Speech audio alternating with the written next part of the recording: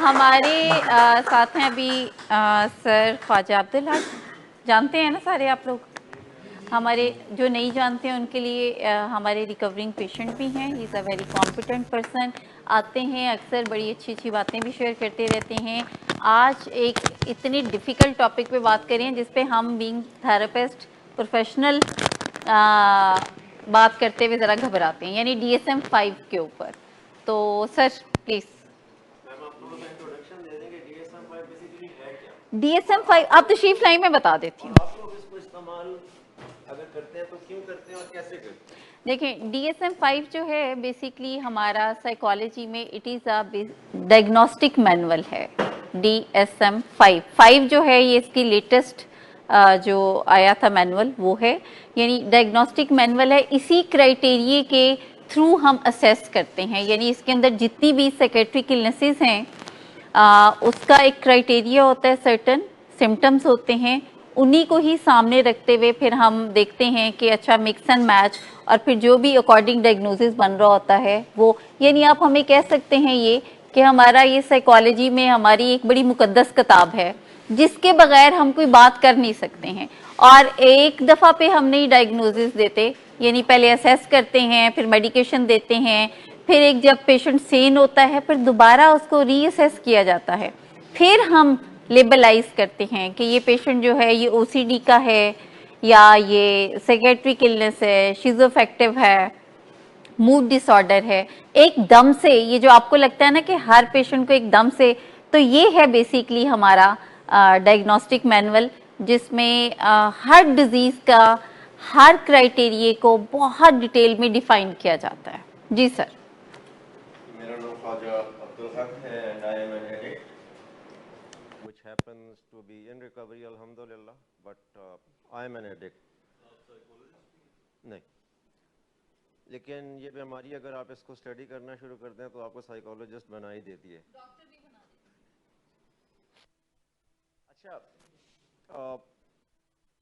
I addict why, मतलब है ये टॉपिक मैंने क्यों चूज़ किया।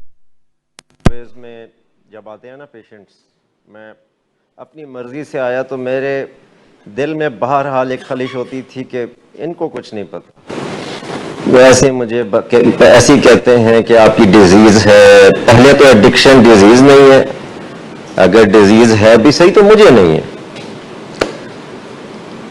तो विलिंग वेज से जब आप बाहर जाते हैं तो अब क्या करें, कहते हैं अमेरिका जनाब ने कुछ स्टैंडर्ड्स बना दिए हैं, अब वो भी हमारे मुंह पर वो ये बताते हैं जी कि अगर ये अलामात हैं तो आपको एडिक्शन है। और मैं सिर्फ अपने बारे में बात करूंगा, आप लोग अपने आप से रिलेट अगर करना चाहें तो ज़रूर करें, अदरवाइज आप ना करें।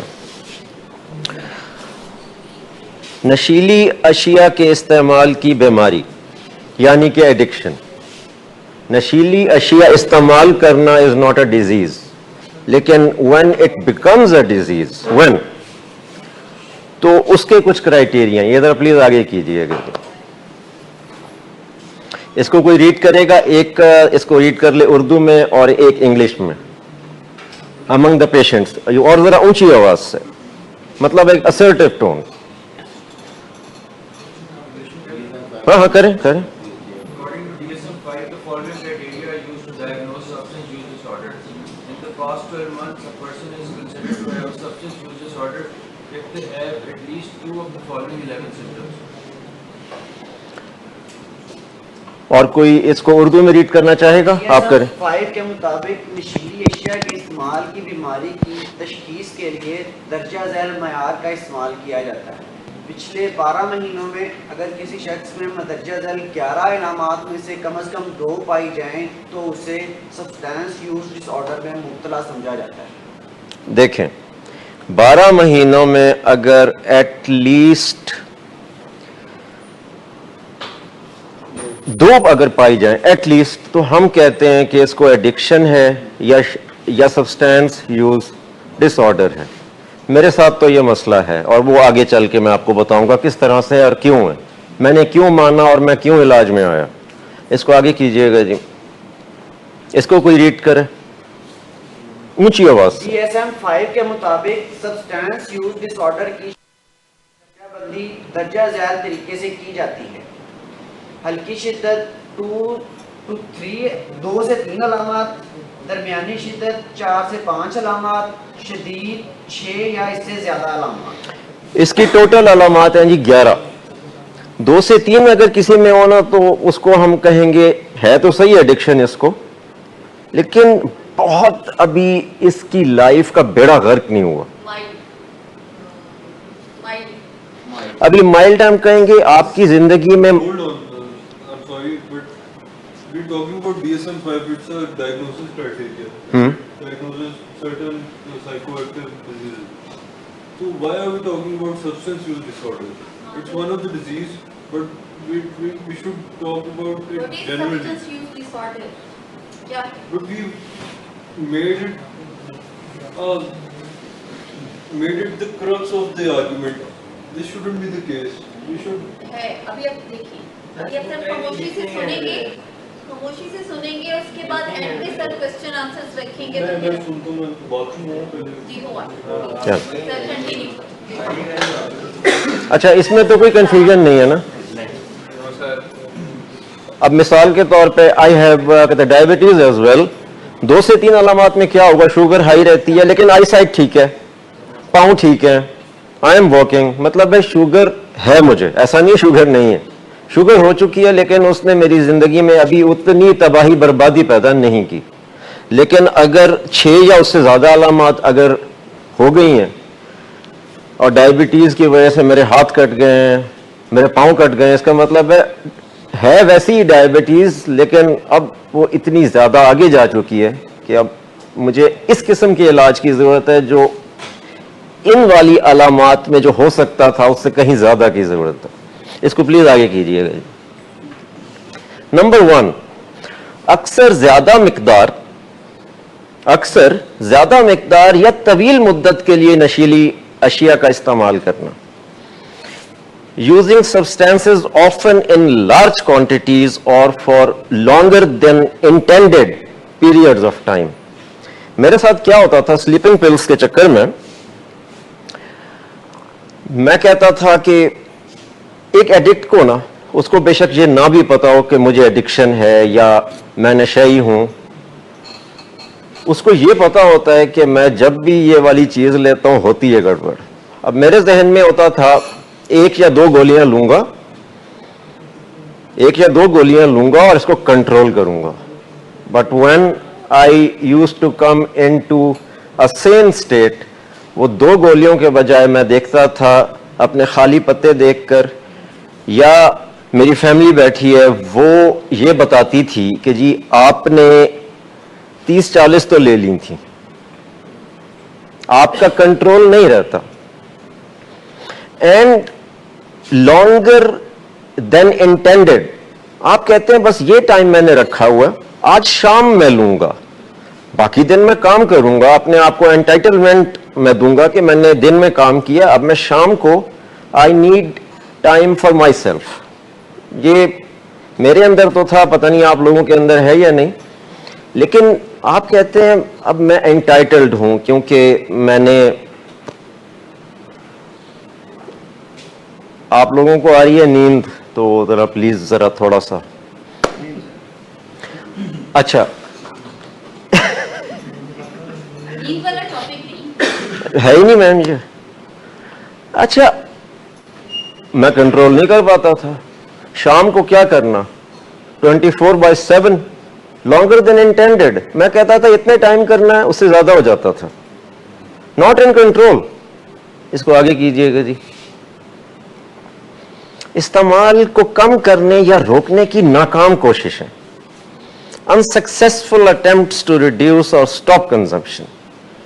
मुझे याद है इन 2013, अभी मैं विलिंग वेज आया भी नहीं था। इन 2013 while I was intoxicated and high, I wrote a page in the name of my wife. ये आखिरी दिन है जब मैं कर रहा हूँ और कल से मैं क्लीन हूँगा, और अल्लाह ताला का नाम भी लिखा कि वो मेरी मदद करेगा, and I will not do it. और अगली सुबह मैं दोबारा उठा और गोलियां खा ली, और मेरी वाइफ ने सिर्फ वो वाला दिखाया। उन्होंने कहा आपको याद है आपने ये रात को लिखा था? मैंने कहा मुझे है तो सही याद, लेकिन पता नहीं क्या हो रहा है। तो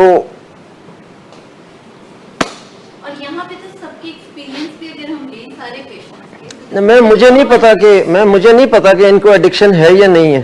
आई डोंट नो। मैं तो अपनी बात करूंगा।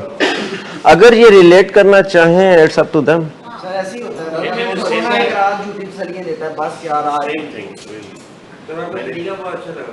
20 ग्राम इज लास्ट। लेकिन फिर ऐसा क्यों होता है कि ऊपर जो है एंटी काउंसलिंग बहुत चलती है। यार तू इतना करता था, मैं तो इतना करता था, तूने तो अभी जिंदगी के 1 साल ही तूने की है, मुझे तो 20-25 साल हो गए, अभी तो बहुत जिंदगी पड़ी है, जो करना है कर लो, एक दफा निकलने तो बाहर देख लेंगे। यार जो बातें यहां करते हैं ना वही ऊपर भी किया करें, फिर ये मसला है। इसलिए मैंने मैम से कहा मैं अपने आप से रिलेट करूंगा, आप सारे मुझे एडिक्ट लगते ही नहीं है ही नहीं आपको। है आप बड़ी पसंद की है sir, should be the same. आप अपना नुकसान कर रहे हैं। आपके घर वाले ना यहां से उठेंगे, स्टेक होल्डर से बाहर, हाल they have a life outside, very sorry to say. आपने फिर ऊपर जाना है और फिर एक दूसरे को कहानियां सुनाएंगे, मेरी ड्रग हिस्ट्री इतनी है, मेरी उतनी है, यार तूने क्या मजे किए, तू एक ड्रग पे था, मैंने कोई नशा नहीं छोड़ा। होता या नहीं होता? तो आदमी सोचता है कि यार अभी तो मैंने जिंदगी के कई बहारें देखनी हैं, तो वो यार एंड अप आपका होता है ऊपर वाले फ्लोर में, और 3-4 दिन के बाद होश आता है। बस ये आपकी बात नहीं कर रहा, अपनी बात कर रहा हूँ। नहीं है यार, मैं अपनी बात करूंगा आज सिर्फ, इसको आगे कर रहे। नशीली अशिया के हसूल, आप में से अगर किसी को उर्दू आती है तो फाइन, अगर किसी को इंग्लिश आती है तो उसमें आप कर लें रीड। नशीली अशिया के हसूल, इस्तेमाल या इससे असरात हासिल करने में बहुत ज्यादा वक्त गुजारना, spending too much time, please आपस में आपने बातचीत नहीं करनी जी please. Spending too much time acquiring, using और getting effects from drugs. I used to plan, मैं प्लान करता था मेरा अपनी फैमिली के साथ, स्पेशली मेरी वाइफ, मेरा खानदान, आउटर फैमिली और पाकिस्तान के इकोनॉमिकल हालात, किसी ना कोई चीज पे मैं इल्जाम डालूं और वो उसके हसूल, सिर्फ उसके हसूल के लिए कि मेरा खानदान भी समझना शुरू कर दे यार इसको इतनी दिमागी इसको हैं परेशानियां, ही इज एंटाइटल्ड, 1-2 तो ले ही ले। ये चीजें सारी हसूल में आती हैं और ये आप नहीं सोच रहे होते, ये आपकी एडिक्शन आपको बता रही होती है कि यार तुमने अगर अपना अच्छा मूड दिखाया तो तुम्हारे घर वाले स्ट्रेट कहेंगे आज तो ना करो ना, लेकिन अगर आपने एक ऐसी तस्वीर पेश की जिसमें हर जगह तबाही है, एटम बम गिर रहे हैं, तो फिर आपकी फैमिली भी कहती है ओए होए ये बंदा जो है ना ये बेचारा बहुत ही आउट, इतना सा तो बनता है। अच्छा जी, ये आपने हसूल किया, हसूल में जब आपको इतनी ज्यादा करनी पड़ी मेहनत, तो अब इस्तेमाल आपकी एंटाइटलमेंट है, आप इस्तेमाल करेंगे सुकून के साथ और घर वाले उस दौरान आपको एनेबल करेंगे। वो जहां भी गए हुए होंगे वो कहेंगे आज उसकी तबीयत ठीक नहीं है, आज ये है, आज वो है, और फिर घर आएंगे और होगी आपकी प्रोवोकिंग, यानी कि मेरी प्रोवोकिंग।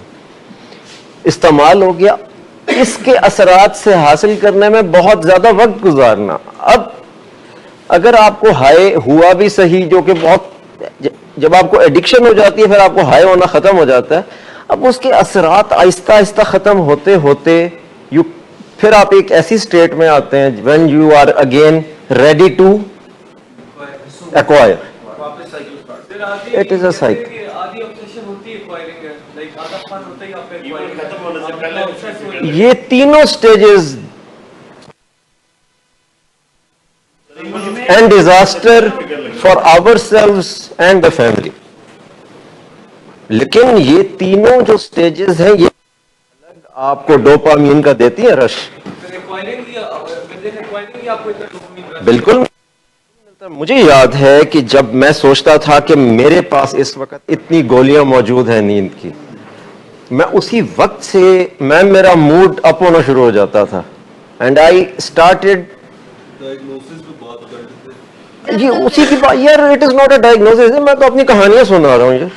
वो आप डायग्नोसिस पे रहे मैं आपकी बात में DSM-5 नहीं, मैं सिर्फ यहाँ पे, मैं यहाँ पर सिर्फ अपनी बात कर रहा हूँ। एंजॉय करें, अगर पसंद नहीं आ रही तो हाँ, अगर पसंद नहीं आ रही तो आप पसंद की बात नहीं है, हाँ। आप निकाल लें। बड़े साहब मेरे साथ ऐसे होता था, मुझे विड्रॉल्स आ रहे थे। अच्छा यार एक सेकंड यार कोई नहीं बोलेगा। हाँ जी मुझे विड्रॉल्स आ रहे होते थे, पैसे जेब में है, बस ना निकलना है, बाहर लेना है। बिल्कुल। डीलर के घर जाने से, उससे मिलने से वो चीज़ जेब में आ गई है, 90% विड्रॉल चले जाते हैं। ऐसा ही होता था मेरे साथ, एग्जैक्टली यही होता था। सिर्फ लेके जेब में डालने से। पीना है अभी वो दूर है प्रोसेस, उसको असर उसका होना है। 90% विड्रॉल उसको लेके जेब में डालने से चले जाते थे और मूड अच्छा हो जाता। कोई भी मुमासलत महज इत्तफाकिया होगी जी, मूड अच्छा हो जाता था। और घर आके जो पीना है उसे रश तो आता नहीं, जब आप यूजर एडिक्ट हो हाँ, जाते हो, फिर आपको वो हाई नहीं मिलता। साइकिल चल रहा है, पैसे ढूंढने लिए है और डीलर को फोन करना है, पैसे जी। लिए है उस डीलर। क्वांटिटी के तक बैकअप लाजमी रखते थे पॉकेट में। बैकअप होना बड़ा जरूरी होता है। एक रास्ते में भी होता था। बिल्कुल। बैकअप इतना होता था कि आप आगे आ जाए, आगे।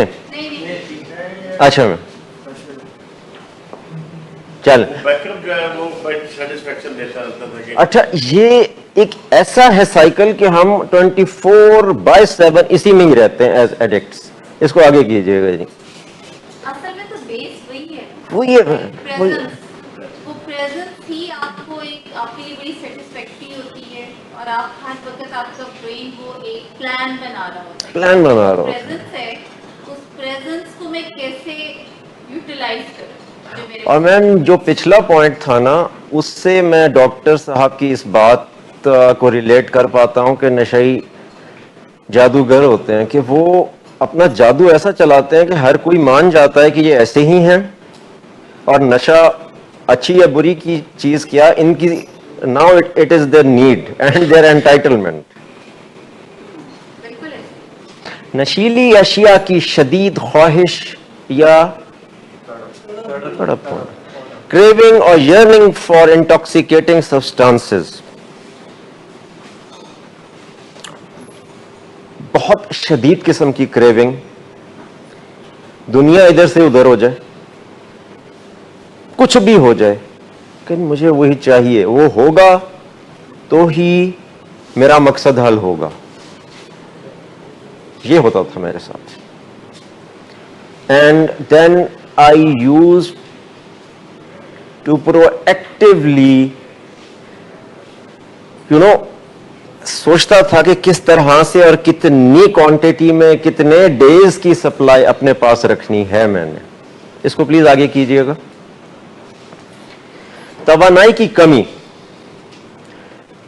या मादा के इस्तेमाल की वजह से रोजमर्रा की जिम्मेदारियों को अंजाम देने में नाकामी, लैक ऑफ एनर्जी।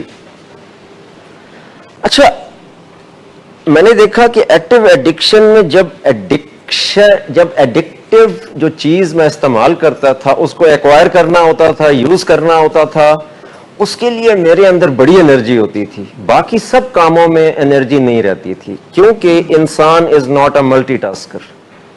मोटिवेशन सिर्फ एक ही काम की होती है एक्टिव एडिक्शन में, वो है ड्रग्स है।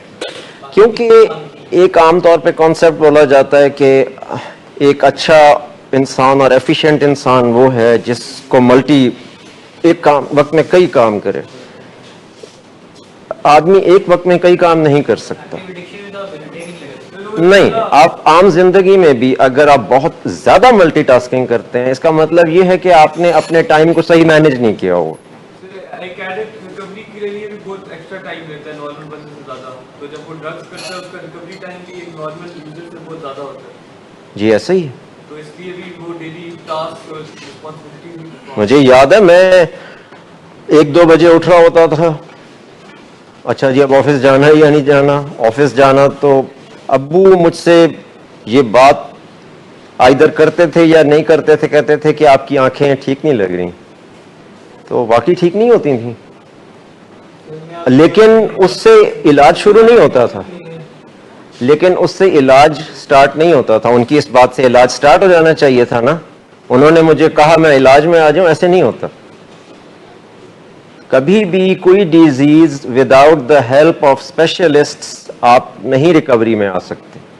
इनिशियली तो वो रियलाइज करवाना शुरू करते हैं ना कि सोचो देखो नहीं, उनको तरीका नहीं आता। मैं बहुत रिस्पेक्ट के साथ कहूँगा, नहीं, मैं बहुत रिस्पेक्ट के साथ कहूँगा कि एक कहते खानदान जो होता है ना, वो सिर्फ इनेबलिंग और प्रोवोकिंग कर रहा होता है, और वो उसको इस चीज के साथ अटैच कर देते हैं कि अमर बिल मारूफ व नही अनिल मुनकर, नेकी की हुक्म तो जब इनेबल कर रहे होते हैं ना, दे आर थिंकिंग हम कोई बड़ा नेक काम कर रहे हैं इस्लाम के मुताबिक, और जब कर रहे होते हैं प्रोवोक, वो निकम्मे, वो खोते, यू नो, मैं ये बड़ा, इसी तरह ही है, इसी तरह हाँ, वो फिर वो समझ रहे होते हैं ये भी हम एक बहुत नेक काम कर रहे हैं कि इसको हम ठीक करके रहेंगे।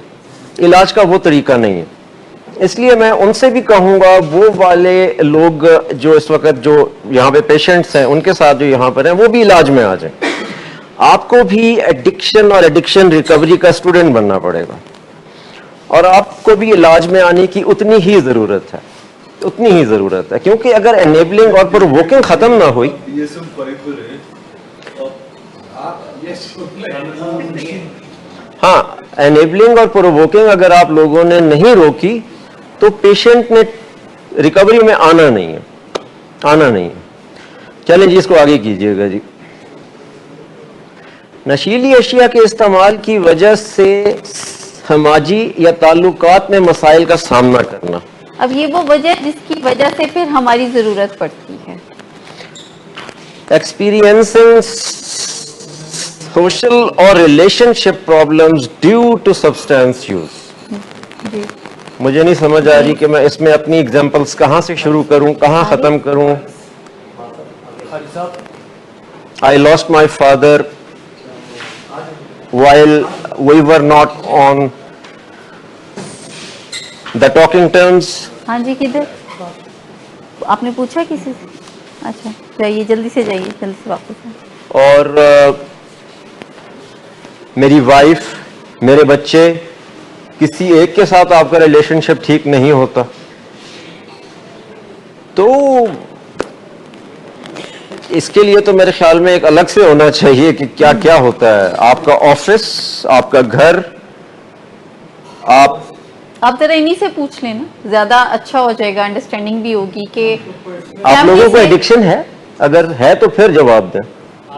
इनको सुन के तो लगता है फिर आपको इलाज की जरूरत है। ये इलाज के लिए नहीं, इंडोर होने का मतलब ये नहीं है कि आप इलाज में हैं। मैम, ये बात सही है या नहीं है? बिल्कुल ठीक है। इंडोर होने का मतलब इलाज नहीं है मैम। रात के 3 बजे कहते हैं डॉक्टर साहब, रात के 3 बजे आपकी आंख खोले, रात के 3 बजे आपकी आंख खोले, आप देखें अपने कमरे की छत को और आप कहें अब्दुल हक यार तुम यहाँ क्यों हो, ऐसा क्या हुआ जो तुम्हें यहाँ पर आना पड़ा। नहीं नहीं नहीं, इलाज में आप तब आएंगे जब आप अकेले बैठ कर ना आप ऐसे छत की तरफ देखेंगे और कहेंगे हैं ये क्या हो रहा है मेरे साथ, मैं अपने घर पे क्यों नहीं हूं, ऐसा क्या हुआ, ऐसा मैं क्या कर सकता हूं जिससे हालात बेहतर हो सकते हैं। इलाज तब शुरू होगा और वो आप अपने आप को ही बता देंगे मेरा इलाज शुरू हो चुका है। आपको मैम जहां आरा की और जो है सारे काउंसलर्स, मैम शुमाइला, डॉक्टर सदाकत साहब, उनकी वैलिडेशन की जरूरत नहीं होगी कि डॉक्टर साहब मैं इलाज में हूं, मैं कब जाऊंगा, मेरा निकलने का क्या तरीका है। मैं आपसे अल्लाह की कसम उठा के कहता हूं कि मैं अब एक अच्छा इंसान बन के दिखाऊंगा। किसी ने कहा ही नहीं अच्छा इंसान बने। आप अपने वॉशरूम में जाएं अभी ऊपर, अगर अपने रूम के वॉशरूम में जाके जो वॉशरूम का शीशा है उसमें अगर आपको अपनी शक्ल अच्छी लगती है ना कि तुम एक अच्छे आदमी हो, तो इसका मतलब है कि आप रिकवरी में आ चुके हैं। आदमी बड़ी चीज है, आदमी अपने आप को देख के बता देता है तुम अच्छे हो या नहीं हो। ये सूरत हाल है। सर आपकी बात से मैंने ये सीखा है कि मैं अपने आप को शीशे में नहीं देखता, मैं जरूर ट्राई करूंगा। इसको आगे कीजिएगा जी। दीगर अहम सरगर्मियों या दिलचस्पियों में कमी आना। मैंने अपने कारोबार का बेड़ा गर्क कर दिया, मैंने कोई कसर नहीं छोड़ी। चले मैं अपने आप को मैं से हटा देता हूं, मेरी बीमारी ने कोई कसर नहीं छोड़ी। यहां पर आपको एक चीज बार बार सुनने को मिलती होगी कि ये आप नहीं, आपकी डिजीज है। वो पता है क्यों आपसे कहा जाता है? क्योंकि there is a lot of shame attached to addiction. लेकिन when you treat it as a disease, तब आपको पता चलेगा आपको इंडोर क्यों किया गया है, क्योंकि आपकी डिजीज बहुत बुरी है, आप बुरे नहीं हैं। I think तब उस स्टेज पे you were vulnerable, तो they're shielding you from the guilt। तो जब वो शील्ड करते हैं गिल्ट से, तो हकीकत ही ये नहीं आपको पावरफुल फील करते आपको शेम से वो क्यों निकालना चाह रहे होते हैं? क्या इसलिए कि है तो बहुत ही बुरी बात, लेकिन नहीं कोई बात नहीं, डिजीज है। No, it is a disease. और अगर आपको कोई डिजीज इस वक्त मुझे जुकाम है and I am feeling horrible, मैं आपको सही बताऊं तो हैं। मैंने शेम की बात है। हाँ, मैं शेम के बारे में ये कह रहा था। शेम, आपका क्या नाम है? अहमद। अहमद, अगर आपने कुछ किया हो, अगर अहमद ने किया हो, तो हम अहमद को इल्जाम देंगे। Ahmed should be ashamed. लेकिन ये अहमद ने नहीं किया ना, अहमद की डिजीज ने किया। वो आप सेपरेट कर रहे हो पर्सन को गिल्ट से। नहीं, actually that is the reality. आपको अलहदा इसलिए कर रहे हैं क्योंकि मुआशरा और society all over the world वो यही कहते हैं कि ये बंदा एडिक्ट है, तो इसका मतलब यही है he is a bad person. हालांकि आप बैड नहीं हैं, यू आर नॉट। बता रहा हूँ, उससे एक तरह की पावर मिलती है पेशेंट को, and that is the actual ताकि थिंग। वो खुद पे काम कर सके ना। डिजीज, हाँ एग्जैक्टली। पावर इसलिए मिलती है ताकि अब वो अपनी जिम्मेदारी ले ले। He is right. उनका ये कहने का मकसद है कि वो अपने आप को जब सेपरेट करेगा तो फिर उसे लगेगा कि देयर इज समथिंग जो कि अब दैट्स माय रिस्पॉन्सिबिलिटी। ठीक है ना? मैं ये क्या सही है, इसको सही है। शेम की जो आप बात कर रहे हैं वो भी वैलिड होगी आपके हिसाब से? नहीं, वही वैलिड है मैम। एक्चुअली वो थोड़ा सा कंफ्यूज्ड है कि वो शायद हमें ये बताया जाता है विलिंग वेज में ताकि हम इलाज में आ जाएं, बहुत ज्यादा अशेम्ड फील ना करें, लेकिन बात तो शेम की है। ऐसा नहीं है। शेम क्यों है? अगर तो आपने कुछ किया होता है ना, आपने आज वो बैठे हैं असद, उनके साथ में खा रहा था खाना अभी दोपहर को, तो असद और मैं यही बात कर रहे थे कि इस तरह से ना अगर किसी इंसान से कुछ भी होता है तो उसके पीछे क्या कहते हैं रीजंस जो है ना, वो अगर हम स्टडी करें तो वो इंसान का कसूर नहीं होता, पीछे क्या हुआ उसको देखना बहुत जरूरी है। सो यू देखिए, अब आप यहां पर आ गए, इलाज में आ जाएं, अशेम्ड होने की जरूरत नहीं है। मैंने इस वाली वीडियो को ना, मेरा तो एडिक्शन का प्रॉब्लम ही नहीं है, मैं तो ऐसे ही चले नहीं, प्रॉब्लम तो था ना, प्रॉब्लम तो था ना, नहीं प्रॉब्लम कभी सब्सटेंस यूज तो है ना आपका हिस्ट्री। यूज था, प्रॉब्लम नहीं। अच्छा चले, इसको प्लीज आगे कीजिएगा जी। That was like 4 years ago. बैठ जाए, अभी गए हैं तो आप जरा प्लीज आप बैठ चलिए थोड़ी देर बाद, अब बार बार फिर वो ग्रुप का डेकोरम खराब होता है। अब सबने बाथरूम नशीली अशिया का खतरनाक हालात में इस्तेमाल करना, एज एन एग्जाम्पल गाड़ी चलाने के दौरान, यूजिंग इंटॉक्सिकेंट्स इन डेंजरस सिचुएशंस व्हाइल ड्राइविंग। ये मेरी बेटी बैठी है Hanifa, she was a kid, और ये रात को बिल्कुल नहीं सोती थी और मैंने रात को ड्रग करनी होती थी, और इनका ये था कि रात को इनको ड्राइविंग करवाते रहो तो इनको नींद आती थी और अदरवाइज उठ जाती थी। अब वो गाड़ी ऐसे से ऐसे हो रही है, ये रो रही है। अच्छा नहीं किया नहीं, मैंने अच्छा बुरा नहीं किया, मेरी डिजीज ने अच्छा नहीं किया, आपकी वजह से नहीं हो सही। मेरी डिजीज ने अच्छा नहीं किया। अगर मैं ये कह दूं ना मैंने अच्छा नहीं किया, मैं फिर चला जाऊंगा शेम में। मैंने कुछ गलत नहीं किया, मेरी डिजीज ने किया भैया, एज सिंपल एज दैट। ये तो समझने की बात है कि डिजीज को समझे, डिजीज को समझे। Problem is disease, Problem is that you don't think. And you cannot think in this disease. If you think no about one it, is thinking here. मेरे you साथ would be कैसे होता responsible. है, You would be responsible. एक for it. Second, एक second. अच्छा, देखें, आपने कहा यू कैन नॉट थिंक, वाकई इस डिजीज में यू कैन नॉट थिंक, क्योंकि आपका ह्यूमन ब्रेन ये लगा देता है क्रॉस, आपका एनिमल ब्रेन ने फिर जो करना होता है करता है। So you can not think, लेकिन वो आपका कसूर नहीं है ना, आपकी डिजीज का कसूर है। किसी कॉन्सिक्वेंस के बारे में सोचा ही नहीं जाता ना। नहीं सोचा जाता। अभी आप डेंजर सिचुएशन में भी कर आपने मेरा अगर वो इंटरव्यू या पॉडकास्ट आपने अगर ना देखी हो तो वो जरूर देखिएगा, उसमें इससे भी कहीं बड़े वाकयात हो चुके हैं मेरे साथ। लेकिन डिजीज का आपके ऊपर हो चुका होता है ना ग्रिप, आप नहीं रहते फिर। Addiction recovery is going back to your self, being you. आप ये जो बात यहाँ शेयर कर रहे हैं, आपको डर नहीं लग रहा कि हम सारे आपको जज करेंगे? आप करें जज, क्योंकि मैं अभी बाहर निकलूंगा, आप करें जज और अच्छी तरह से करें, लेकिन मेरा थोड़ा सा कहते हैं नाक भरा हुआ, मैं अभी खत्म करके जाऊंगा और जाऊंगा वॉशरूम, जैसे ही शीशे की तरफ देखूंगा मुझे ख्याल आएगा तू अच्छा बंदा है, तू चंगा बंदा है, तो कहानी वहीं खत्म हो जाएगी। तो ये यानी आपको डर नहीं लगता ना? यार मेरी डिजीज है ना भाई, या तो मैं होता है। नहीं तो हम सबको ये डर क्यों लगता है? हम सब ये बात, हाँ हाँ ऐड करें। बेसिकली फियर ऑफ जजमेंट जो है ना, आपको डर ही इसलिए लगता है क्योंकि आप मैटर करते हैं कि लोग क्या सोचते हैं आपके बारे में।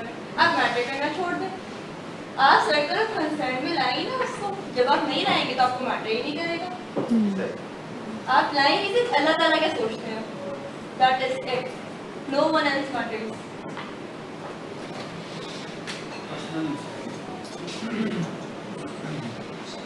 इसके तो मेरे ख्याल में एग्जाम्पल्स, मेरी फैमिली अगर कुछ ऐड करना चाहे कि नशीली अशिया का खतरनाक हालात में इस्तेमाल करना। You are on a Saudi airline flight, मुराद बेगम साहिबा ना, यू आर ऑन नहीं वो मैं उनको लाइट a Saudi airline flight on to Medina Munawwara and you are intoxicated and you land the plane into Riyadh without hijacking it, तो मतलब है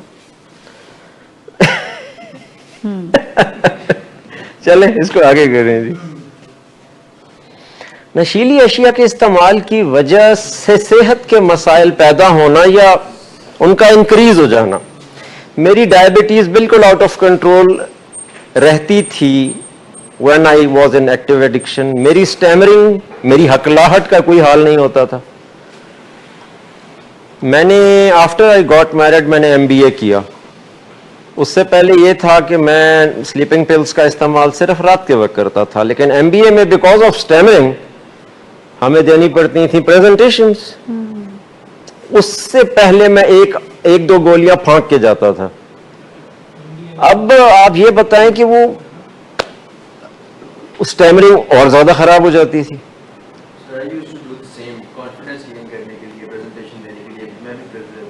हाँ, लेकिन मुझे ना वहाँ पे मैंने प्रेजेंटेशन दी और बड़ी अच्छी दी। उसके बाद मुझे कहते हैं टीचर आप जो इतना आहिस्ता आहिस्ता और धीमे से बात करते हैं ना, ये बड़ी अच्छी बात है। मैं शदीद चला गया इन Shem because of the fact कि वो आहिस्ता आहिस्ता कौन लोग बात करते हैं, एडिक्ट्स करते हैं, जो हाई होते हैं, इंटॉक्सिकेटेड होते हैं। तो इट इज अ बबल जो डॉक्टर साहब आजकल बहुत ज्यादा यूज कर रहे हैं टर्मिनोलॉजी। स्टैमरिंग आपकी आहिस्ता बात करने से स्टैमरिंग खत्म ये बात सर लास्ट टाइम हुई थी, 3 months पहले, 6 months पहले जब ये सीन कर रहा था तब की बात है। अच्छा, इसको आगे कीजिएगा जी।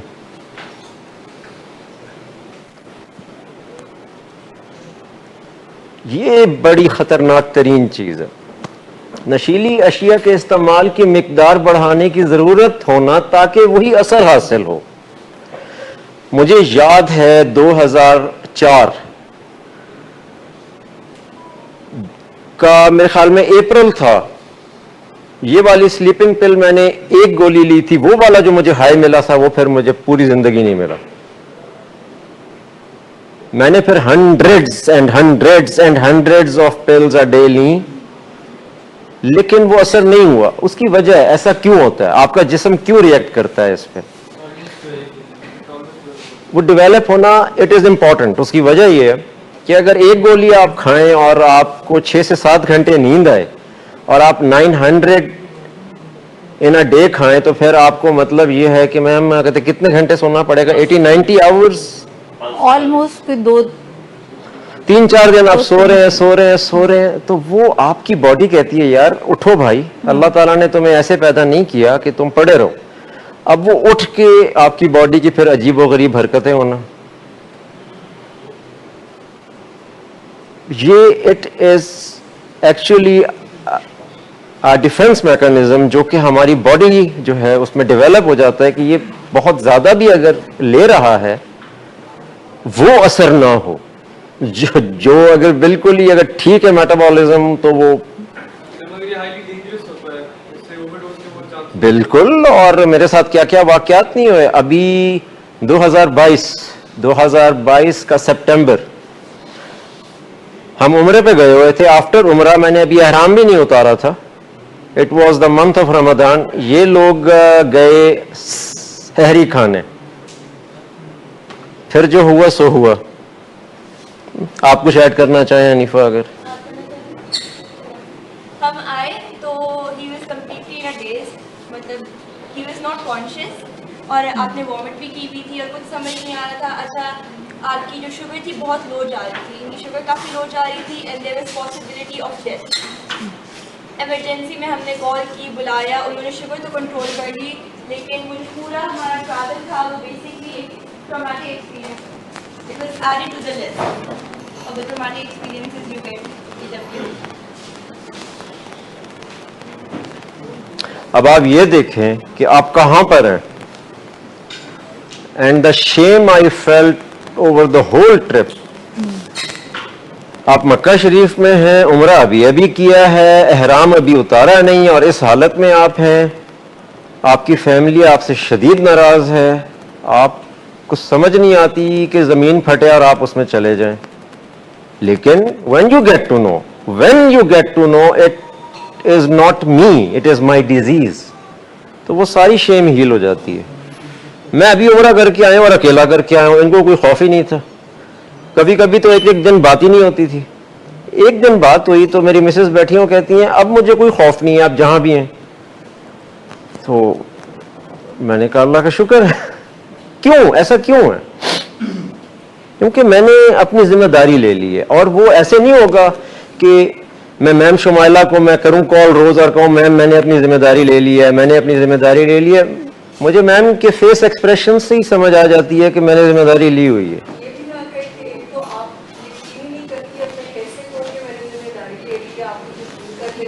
मैम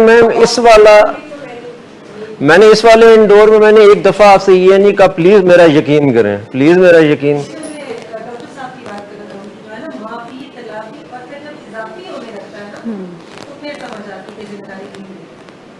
अच्छा, आफ्टर आई वेंट आउटडोर्स मेरा TLC एक दफा भी नहीं हुआ। पता नहीं मैम क्यों नहीं करवाती, हालांकि मैं कभी इधर जा रहा हूं, कभी ऊपर आपके पास आ रहा हूं, मेरा कभी TLC नहीं हुआ। नहीं, आपने कभी फैमिली से तलाफी की? फैमिली के लिए तलाफी, उनके लिए इजाफी तलाफी? आई डोंट नो, इनको मुझे कम्युनिकेट करना चाहिए कि देखें आपने तलाफी तो कर दी, इजाफी में ये चीजें आती हैं, मैं कोशिश करूंगा। आपको एक्टिवली पार्टिसिपेट करना चाहिए उनके साथ। उसका मुझे कुछ एग्जांपल्स दें। I can't tell you because I don't have a family. You don't have a? Family. You have a family. I'm talking about the families that just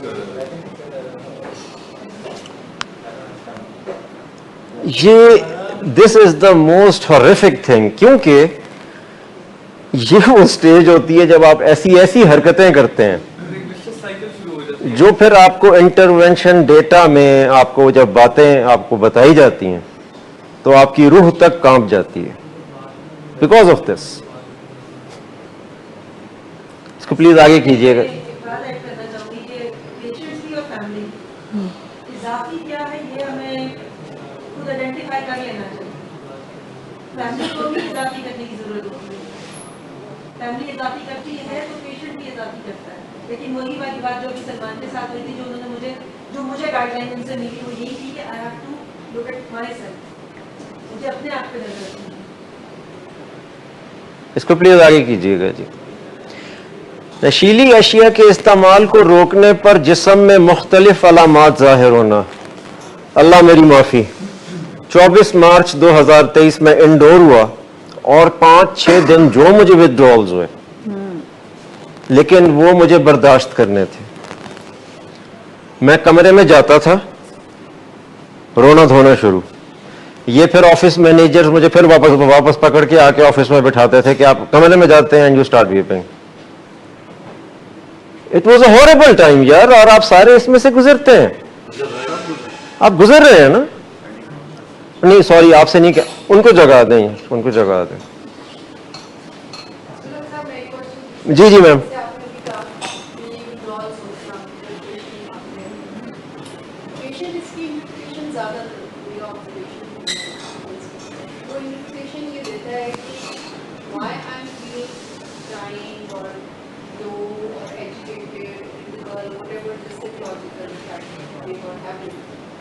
Because of I'm here, so this is the thing कि indoors जो है सब check करता है, indoors में रहना जो है वो creating all these kind of symptoms. So how can you differentiate अगर patient के competence से आप से पूछो कि कैसे एक patient को आप help कर सकते हैं, आपने भी तो गुजारा कि ये बाहर भी में होता तो यही होता. So I am just justifying it. Ma'am आपकी बात से मुझे एक चीज़ याद आई कि पेशेंट्स जब होते हैं बाहर एक्टिव एडिक्शन में, उनको अपनी फैमिली का बिल्कुल ख्याल नहीं होता, लेकिन जैसे ही इंडोर होते हैं उनको बहुत ज़्यादा ख्याल होना शुरू हो जाता है। तो it's an indication that it is a part of the withdrawal process. अब ड्रग नहीं मिल रही तो वो उनको अपने रिश्तेदार भी याद आना शुरू हो जाते हैं, फिर आप लोगों में पड़ना शुरू हो जाता है जोर के हमें बाहर निकालें, हमें तो बहुत याद आ रहे हैं। उधर से अगर पेशेंट की फैमिलीज़ अगर बहुत ज़्यादा नहीं है, अगर कॉम्प्लायंस में वो भी कहती हैं कि शायद ठीक हो जाए, कोई ईद की छुट्टी आ जाए या कुछ हो जाए निकाल दें। Ma'am it's I think all part of the disease. लेकिन अगर एक एडिक्ट को वाइल ही और शी इज इन इंडोर उसको ये एहसास हो जाता है ये डिजीज है, तो बेशक उसका खानदान ये भी कहता रहे कि निकालें इसको बाहर, तो वो कहेगा मुझे इलाज में रहने दें। It is a hard thing यार, अपने रूम में रहना या जो हॉल है सेशन उसमें रहना, लाइफ आपकी इसमें होना। लेकिन आपको नहीं बंद किया हुआ ना, ये आपको बंद नहीं किया हुआ, आपकी डिजीज को बंद किया हुआ।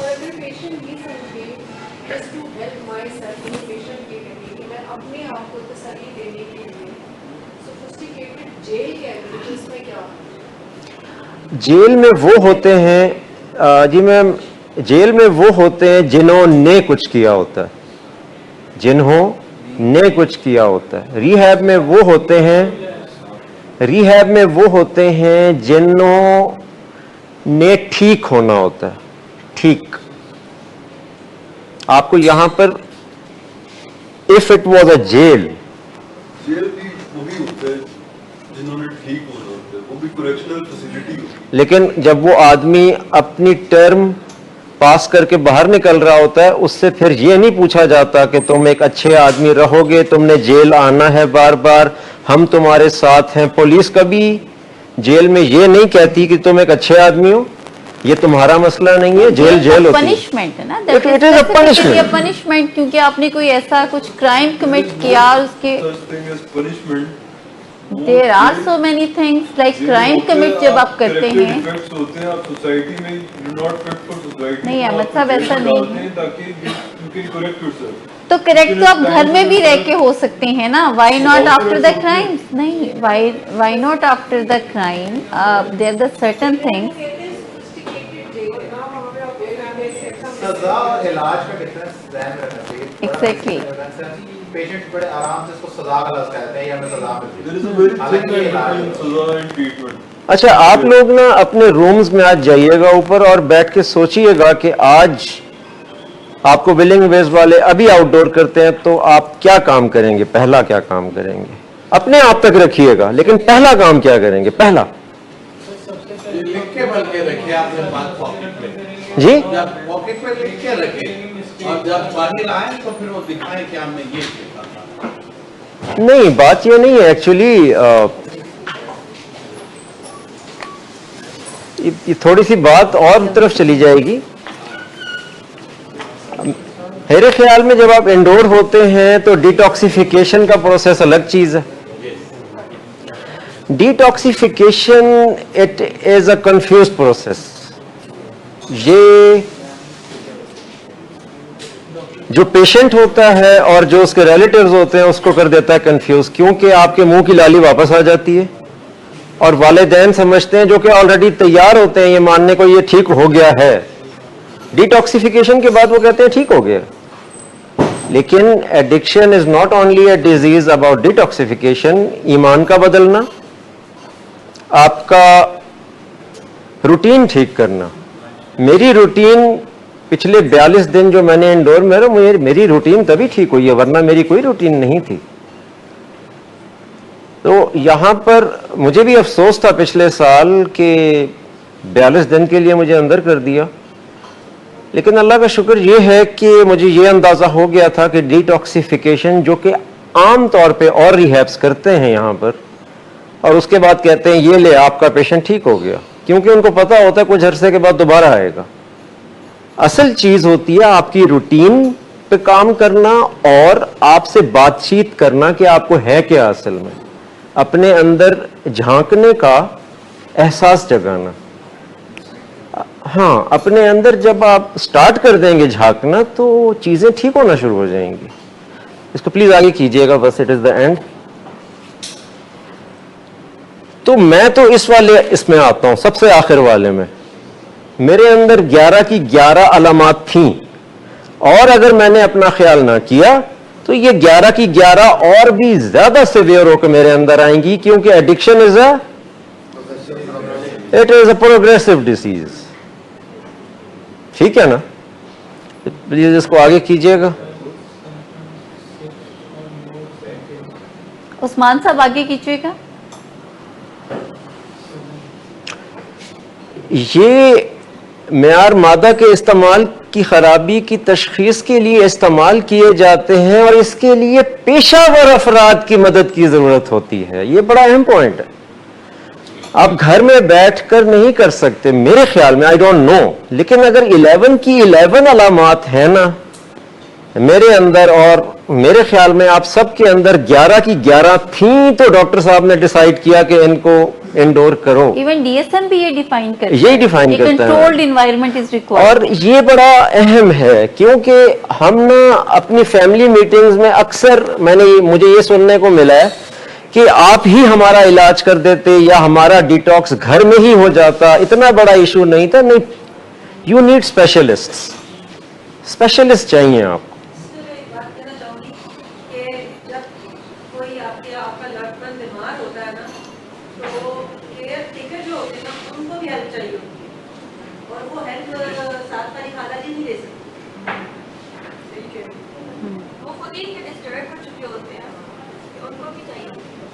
ऐसा ही है।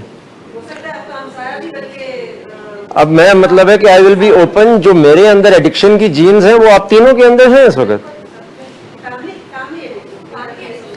नहीं, अभी नहीं है आप, लेकिन अब अल्लाह का शुक्र है कि इफ आई एम एजुकेटेड तो मुझे आप लोगों का बहुत ख्याल करना है।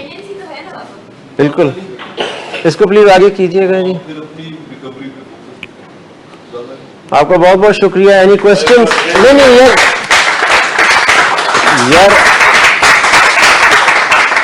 यार एक सेकंड नहीं, आई हैव अ डिजीज और आप लोग क्लैपिंग कर रहे हैं यार, आपको अफसोस करना चाहिए। नहीं यार एक second, I have a disease. नहीं, अफसोस भी नहीं करना चाहिए।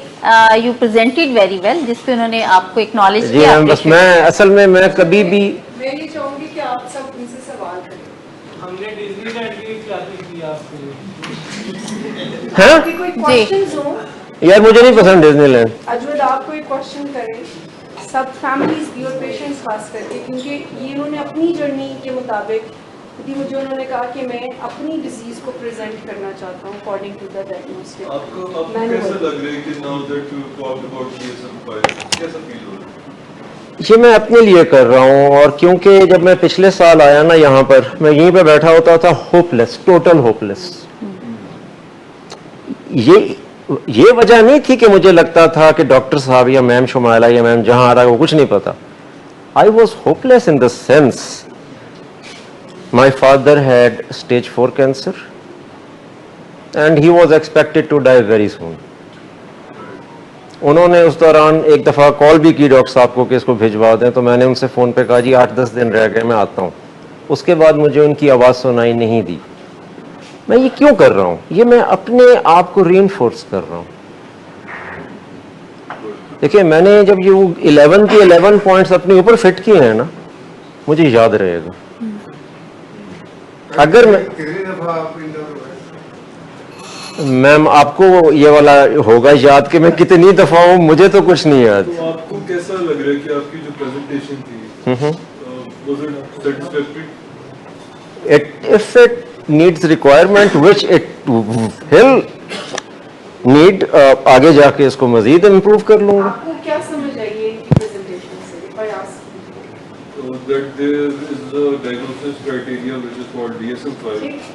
इसका मतलब क्या हुआ?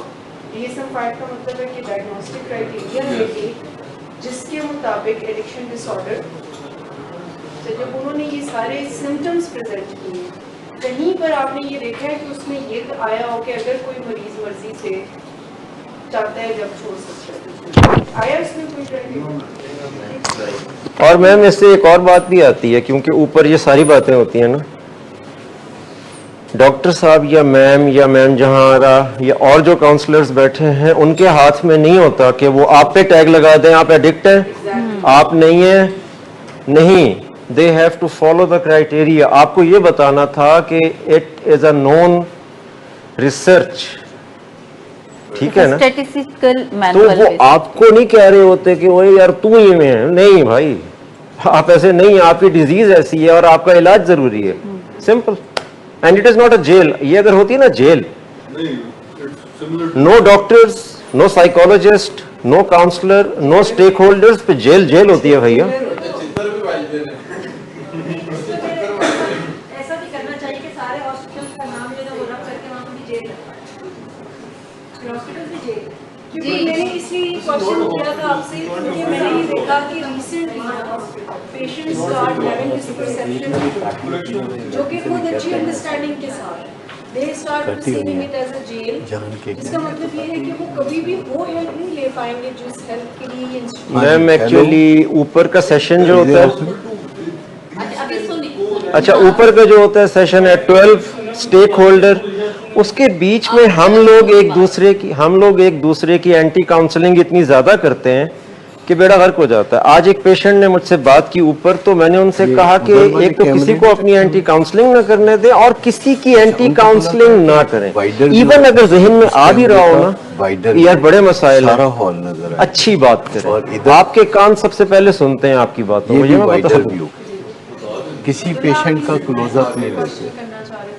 आप अभी कह रही थी कि मैं यहाँ पे बहुत होपलेस बैठा होता था, मुझे किसी चीज़ से जो कोई होप नहीं दे पा रहा था, तो what change in your treatment? क्या चीज़ बदली? अब्दुल्ला मैं इलाज में आ गया। किस तरह? What was it? मैं आगे आगे बैठता था मैं, और मैं हर चीज़ को गौर से कान लगा के सुनता था। लेकिन आप फिर भी होपलेस थे, आप गौर से नहीं, उन्होंने एक बात स्टार्ट में की थी कि मैंने जिम्मेदारी ले ली, मैं एहसान नहीं रखता था। हाँ, उन्होंने कहा कि मैंने सारी बात का पूछना चाह रहा हूँ कि वो उन्होंने कैसे की? जब मैं अगर आपको बताऊँ कि मैं डॉक्टर साहब उनसे कर रहे थे उस टाइम पे, जैसे उन्होंने अपने फादर की कंडीशन बताई ना, ये एक क्रिटिकल पॉइंट था। इसके अलावा और भी बहुत सारे ऐसे चैलेंजेस उस दौरान में इनको आए जिसमें इजीली इलाज खराब हो सकता। अगर अब्दुल हक साहब चाहते, इनकी वाइफ चाहती, इनकी फैमिली चाहती, बड़ी आसानी। अब ये बहुत बड़ी बात है कि एक पर्सन का फादर इतनी क्रॉनिक इलनेस के साथ है और उन्होंने कंप्लाइंस को फॉलो किया, उन्होंने अपने हस्बैंड वाइफ का इशू भी क्लियर करवाया, उन्होंने कंप्लाइंस दी। तो कंप्लाइंस इज द बेसिक आप नीड। खामोश रहने, ठीक है? अगर आप खामोशी से बैठ के नहीं सुन सकते तो बाहर जा सकते हैं। मैं आपसे एक क्वेश्चन, जी मेरी एक छोटी सी, मैंने अपने लैब के पैटर्न कि आपने सुने तो आपने मैनेज कर रहे हैं इस डिजीज़ को। मैं चाहूँगा कि आप काइंडली थोड़ी सी गाइडलाइन दें कि इस डिजीज़ को मैनेज करने के लिए और क्या क्या हमें करना चाहिए, या मैं जो आपको बताया कि मैं इन 3 चीज़ों पर फोकस कर रहा हूँ। यार मैं एक सेंटेंस ना मैं बोलता हूँ बार बार, अगर आप नहीं आना चाहते विलिंग वेज तो देयर इज़ अ वे, आप विलिंग वेज नहीं आएंगे, कि आप विलिंग वेज आते रहें। विलिंग वेज ना आने का फॉर्मूला ये है कि आप विलिंग वेज आते रहें। विलिंग वेज में ऐसे ही घुस जाएं, डॉक्टर साहब बैठे होंगे, डॉक्टर साहब मैं आ जाऊं जी, मैम शुमाइला को हेलो मैम मैं आ गया हूँ, मैम जहारा बैठी होंगी, आए विलिंग वेज की हवा लगाएं। हवा लगना बहुत जरूरी है। हवा लगना बहुत जरूरी है मैम। फोन करना। डॉक्टर साहब आपने जो टॉपिक में आपने मिस्टेक्स भी नहीं की थी, तो मिस्टेक्स का क्या किया, सेटबैक्स जो आपको हुए? हाँ, जो मेरा पीरियड था पहले वाली रिकवरी का, उसमें सिर्फ एक ही खराबी थी, मैंने कोई दवाइयाँ नहीं छोड़ी थी, बिल्कुल नहीं छोड़ी थी। एक तो रूटीन का खराब होना, और रूटीन का खराब होना इसलिए हुआ कि मैंने आना छोड़ दिया था यहाँ पर, क्योंकि आपको अपने पेरेंट्स को, अपनी फैमिली को दिखाना होता है कि मैं इतना ठीक हो गया हूँ कि मुझे अब हॉस्पिटल की जरूरत नहीं रही। ये बात बहुत ही गलत है, ये बात बहुत ही गलत है।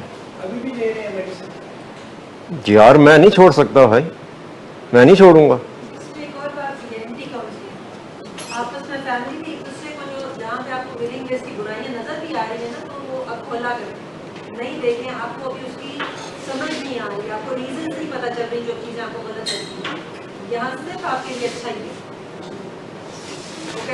अच्छा, एक छोटा सा सवाल है मेरा कि अहम बात यह है कि अब आप कुछ अरसे से नशा नहीं कर रहे, या अहम बात यह है कि आपकी ज़िंदगी को आप समझ गए?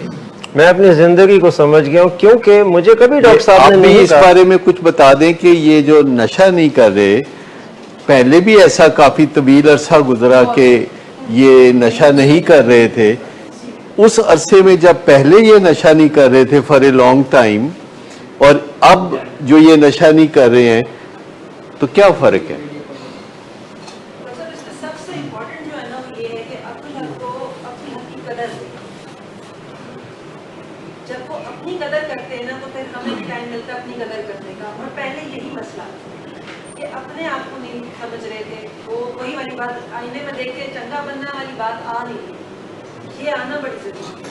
और ये जो इनके अंदर एक चीज़ है कि अब ये उस शेम में से निकल गए हैं कि पहले ये क्या करते थे, जबकि बाकी फैमिली मेंबर इस बात पे इनसे बड़े नाराज़ हैं कि आप कहीं छुप के क्यों नहीं बैठ जाते, आपकी वजह से हम ख्वार हो रहे हैं, जलीलो ख्वार हो रहे हैं। मैं अगर इनको दूँ ना, क्योंकि मैं उस वक्त भी एक टीम में भी थी और मैंने ऑब्जर्व भी किया था, ये जो अभी इतने इन आउट एक जैसे लगते हैं ना, इनसाइड भी और बाहर भी, वो यही शेम हीलिंग है। जो इन्होंने ये ट्रैक पकड़ा है ना कि he is not having, he is in the process of shame healing, इनके ऊपर ये बोझ नहीं है कि मुझे हाइट करना। सो आई थिंक ये मुझे ज़्यादा तौर पर लगता है, पहले भी काफ़ी। अच्छा, क्या ऐसा नहीं है कि इनके ओपन ज़िंदगी, खुली ज़िंदगी गुजारने का गम अब घर वालों को ज़्यादा है, और इनके सेहतयाब हो के एक अच्छी सोच रखने का जो है खुशी कोई नहीं है?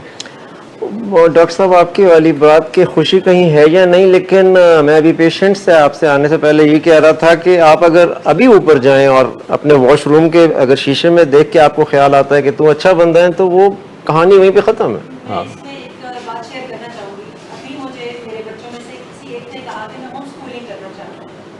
एक बच्चे ने कहा था, मैंने उसको करवाई। दूसरे बच्चे ने जब ये बात की तो मुझे, मैं डॉक्टर साहब की मैं एक सुन रही थी यही स्टेक होल्डर सेशन, तो मुझे ख्याल आया कि इसके जो पैटर्न्स हैं, अगर ये घर बैठा और ये ट्रांसपेरेंट ना हुआ, लोगों के दरमियान में ना हुआ, तो ये पैटर्न्स कहीं और यूज करें। इसको लोगों में होना चाहिए। और मैंने अब्दुल हक को जो सबसे बड़ी रिकवरी मैं इसकी समझती हूँ ये है कि ये लोगों में रहते हैं और जो ये दिल में होते हैं ये बाहर भी होते हैं। उस ट्रांसपेरेंसी ने इनको इनका अपना आप एक्सेप्ट करने की जो है वो करिश दी। अच्छा, अगर कभी कोई स्कूल होते ही ना, कोई वर्क प्लेस होती ही ना, लोग सिर्फ घर में ही रहते, तो लोग कैसे होते? डॉक्टर साहब वो कहते हैं एनिमल लाइफ गुजारते और इंटरडिपेंडेंसी ना उनको समझ आती है। तो घर से निकलते ही इंटरडिपेंडेंसी शुरू हो जाती है, बहुत जरूरी हो जाती है।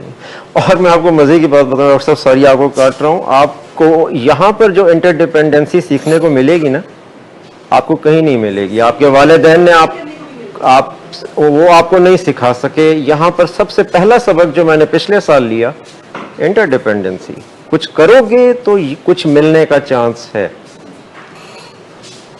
आपको लगता है कि आप इंटरडिपेंडेंस प्रैक्टिस करें? मैं अभी बिल्कुल अर्ली स्टेजेस में हूँ, मैं सीख रहा हूँ और मैं डॉक्टर साहब से ही सीख रहा हूँ। यकीन करें, it is a huge thing जो कि हम एडिक्शन में बिल्कुल लूज कर चुके होते हैं। एक दफ़ा डॉक्टर साहब ने स्टेक होल्डर में कहा था कि दुनिया आपके गिर्द नहीं घूमती, आपको दुनिया के गिर्द घूमना पड़ता है। डोपामीन जब हिट होता है ना, तो उसका मतलब ये होता है कि दुनिया आपके गिर्द घूमना शुरू हो गई, आपका तवाफ शुरू। एडिक्शन रिकवरी स्टार्ट ही तब होती है जब आपको ये अंदाजा होता है कि आपने दुनिया के गिर्द घूमना। If you need something you have to make an effort for it. मैं तो ये सीखूं। अच्छा, असल मसला ड्रग्स है या कुछ? नहीं डॉक्टर साहब, बिल्कुल नहीं है जी। आपने, मैं अभी मैम शुमाइला से कह रहा था, पिछले साल जब से मैं आउटडोर हुआ, मेरा एक दफा इन्होंने TLC नहीं करवाया। मैं ऊपर वाले पेशेंट्स के पास चला जाता हूँ, मेरा TLC होना चाहिए। मतलब वो आपकी तलाशियां भी नहीं हो रही? मेरी तलाशियां भी खत्म हो गई हैं जी।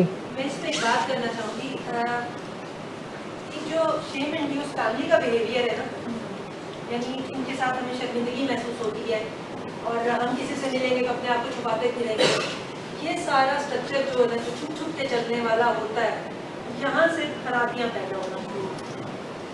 तब हम जिम्मेदारी नहीं ले रहे, आप जो कर रहे हैं आपको भी कॉन्सिक्वेंसेस देखें कि हम जो कर रहे हैं सोचिए अपनी तरीके से अपनी एक्सीलेंस पे काम कर रहे हैं, तो फिर ही कुछ हो सकता है। लेकिन अगर फैमिली सोचती है कि वो छुपा के रखेंगे, ढक के रखेंगे, तो मोहब्बत नहीं होती, तो आप अपनी शेम ही छुपा रहे हैं।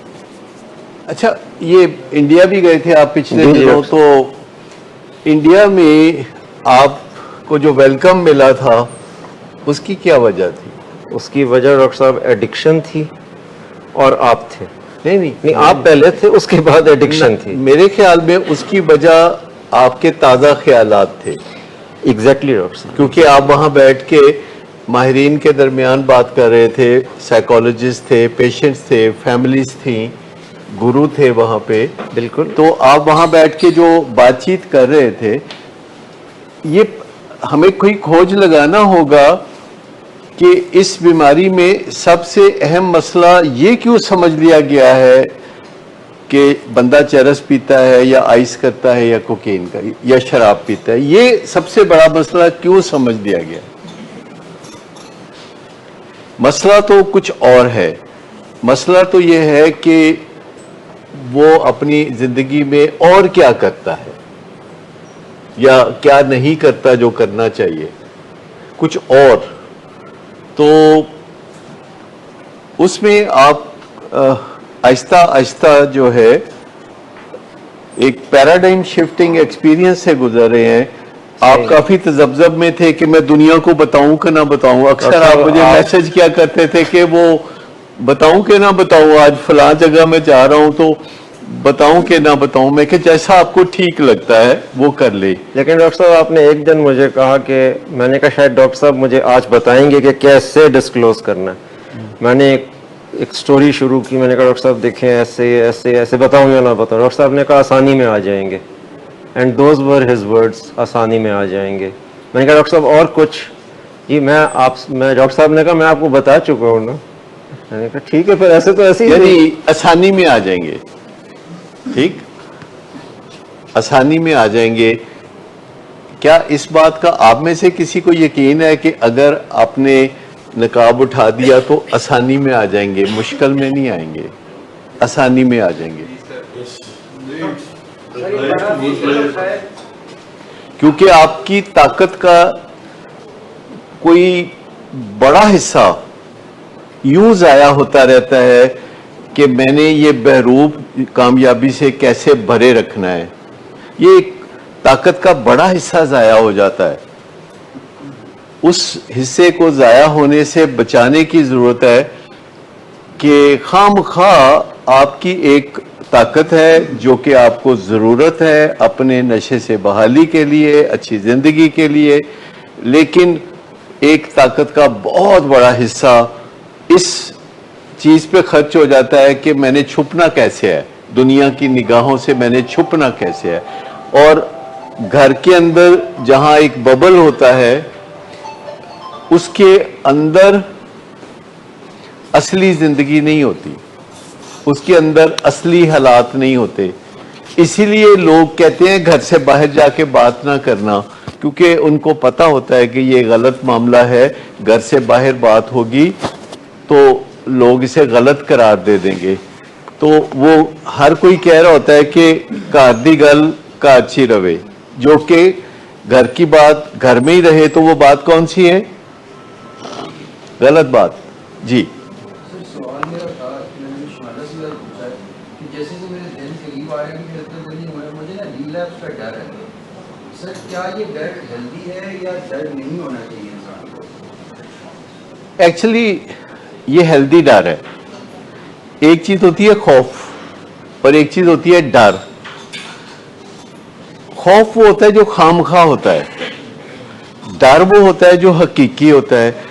अगर यहाँ एक सांप हो जिसके अंदर जहर हो तो मुझे और आपको उससे डरना चाहिए, लेकिन अगर स्क्रीन पे कोई सांप आपको स्क्रीन का हिस्सा नजर आए, किसी फिल्म का हिस्सा नजर आए और आपको उससे घबराहट होती है, यानी खौफ है, तो वो गैर जरूरी है। खौफ हमेशा गैर जरूरी होते हैं, डर हमेशा जरूरी होता है। तो जो डर है रिलैप्स का, उसके नतीजे में आप 2-3 फैसले कर सकते हैं कि आपने स्लिपरी लोगों से नहीं मिलना, चाहे वो कितने भी खूबसूरत हों, चाहे वो कितने भी मेहमान नवाज हों, चाहे वो कितनी भी जफियां डालने वाले हों, आपने कन्नी कतरा जाना है उनसे। स्लिपरी जगहों पे नहीं जाना, चाहे आपको कितना भी कॉन्फिडेंस महसूस हो रहा हो, स्लिपरी जगह पे नहीं जाना। स्लिपरी टाइम पे घर से नहीं निकलना, जो कि शाम 5 बजे शुरू होता है तकरीबन और रात 1 बजे तक स्लिपरी टाइम होता है। इस टाइम पे आपने 5 बजे से रात 1 बजे तक अपने आप को किसी महफूज घेरे में रखना है। ये उस डर के नतीजे में आप कर सकते हैं। प्लस आप अपनी शेम हीलिंग पे काम कर सकते हैं। आप ऐसे लोग ज़हन में सोच सकते हैं, आजे आपकी मदद चाहिए, तो आप ऐसे लोगों से बातचीत कर सकते हैं कि जो अच्छे लोग हों, आपकी नज़र में अच्छे लोग हों, तो आप उनको बता सकते हैं कि आपकी कैफियत क्या है, आपके क्या हालात हैं, और आप उन्हें कह सकते हैं कि मेरे लिए दुआ कीजिएगा। जब आप ऐसे लोगों को बताते हैं जिनसे खतरा कोई नहीं होता, तो आपको ये नतीजा मिलता है कि नुकसान भी कोई नहीं होता। एक चीज है जिसे एनेबलिंग कहते हैं, उसमें एक चीज है जिसे कवर अप कहते हैं। कवर अप, कवर अप का मतलब ये है कि छुपाना है घर वालों ने दुनिया से कि हमारा बेटा या फैमिली मेंबर नशे की बीमारी में मुब्तला है, ये छुपाना है। और कवर अप से मना किया गया है, इस एनेबलिंग से मना किया गया है। जब लोगों के घर में कोई फंक्शन होता है या वैसे उन्होंने कोई फंक्शन करना होता है जिसमें उन्होंने दुनिया में से लोगों को बुलाना होता है और पेशेंट हमारे पास होता है, तो उनकी जान पे बनी होती है कि हम फंक्शन करेंगे और हमारा बेटा उसमें नहीं होगा तो दुनिया पूछेगी तो हम क्या कहेंगे। तो मैं पूछता हूं कि अच्छा, अगर आपने फंक्शन करना है जिसमें आपने 1500 बंदे को बुलाया है और वो आपका बहुत बड़ा फंक्शन होता है और आपका बेटा हमारे पास है, तो आपसे कोई पूछता है उस फंक्शन के मौके पे कि आपका बेटा कहाँ है, तो आप क्या कहेंगे? कहते झट से बहाना बना देंगे कि वो फ्रांस गया हुआ है या चीन गया हुआ है या जापान गया हुआ है। मैं कहा व्हाट इफ अगर आपने ये नहीं कहना, आप ये भी तो कह सकते हैं कि वो नशे की बीमारी में मुब्तला है, उसको ज़हनी मर्ज है और उसके हम इलाज मुआवजे पर तवज्जो दे रहे हैं। कहते ये नहीं कह सकते, ये नहीं कह सकते, तो हम ऐसे करते हैं, हम फंक्शन ही नहीं करते। अच्छा, जब भी किसी फैमिली को हम मशवरा देते हैं कि आप सच बात बता दीजिए, इसमें आपके लिए शिफा छुपी हुई है, तो वो कहते हैं हम फंक्शन ही नहीं करते, हम वेकेशन पे जाते ही नहीं। यानी उनके ज़हन में होता है कि ना रहेगा बांस ना बजेगी बांसुरी। फिर हम उनको कहते हैं अच्छा अगर आप ये नहीं कर सकते तो एक और चीज़ हल्के दर्जे की कर लीजिए कि जब कोई आपको पूछे कि ये फंक्शन है और बेटा कहाँ है, तो चंद ही लोग हैं जो 1500 लोगों में से पूछेंगे। अगर 1500 मेहमान हैं आपके फंक्शन में, तो कितने लोग हैं जो कि आपको बतौर सरबराह के पूछेंगे कि भी बेटा कहाँ है? जी, और लोगों का क्या हाल है? 15 लोग आके पूछेंगे, चले जितने भी। उनको ये नहीं कहा जा सकता कि आपकी मेहरबानी अगर इस बारे में बात ना करें, उन्हें ये नहीं कहा जा सकता कि इसरार ना करें, अगर आप बुरा ना मनाएं तो मैं आपसे कहूंगा कि इस बारे में बात ना करें। लोगों को पता होता है, ठीक है ना, लोगों को पता होता है, वो जानबूझ के नहीं पूछते। तो अगर आप कह देते हैं कि मेरी आपसे रिक्वेस्ट है कि इस बारे में बात अगर ना करें, मैं फिर किसी वक्त आपसे बात कर लूंगा, या इस तरह की कोई बात की जा सकती है। लेकिन अगर हम अपनी कोडिपेंडेंसी को ठीक नहीं करना चाहते, तो जल्द या बदेर हम अपने प्यारे की रिकवरी को खराब कर देंगे। याद रखें, जो कोडिपेंडेंट है वो बहुत से तरीकों से अपने प्यारे की नशे से दूरी को खराब कर सकता है, क्योंकि उसका जो मूड है कोडिपेंडेंट का, वो उसको बहुत लो फील कराता है और वो परेशान नजर आता है, कमजोर नजर आता है, और मरीज को इनकरेजमेंट मिलती है कि घर में जो कमजोर दाना है, जो कमजोर मोती है, उसके ऊपर अपना तबाजमाई करे। अगर आपके पास कोई माला हो मोतियों की और उसमें आप समझ लें कि मुख्तलिफ चीज़ें हैं, कोई लोहे की एक चीज़ है, कोई एक पीतल की चीज़ है, एक लकड़ी की है, सुन लीजिए, तवज्जो दीजिए जो बात हो रही है, एक लकड़ी की चीज़ है और एक मोम का लिंक है और एक कागज़ का लिंक है, तो मुझे बताइए जब आप उसे माला को खींचेंगे तो वो कहाँ से टूटेगा? या तो वो कागज से टूटेगा या वो मोम से टूटेगा। तो जो मोम का लिंक है, जो कि कोडिपेंडेंट है, जो विल पावर का जोर इस्तेमाल कर रहा होता है और विल पावर एक दिन खत्म हो जाती है, वो देखता है कि उसकी विल पावर काम कर रही है, वो बड़ा खुश होता है, उसका मुआलिज बहुत खुश होता है। फिर वो आगे चल के मुआलिज देखता है कि विल पावर काम कर रही है, वो खुश होता है, और जिसकी विल पावर काम कर रही होती है वो भी खुश होता है।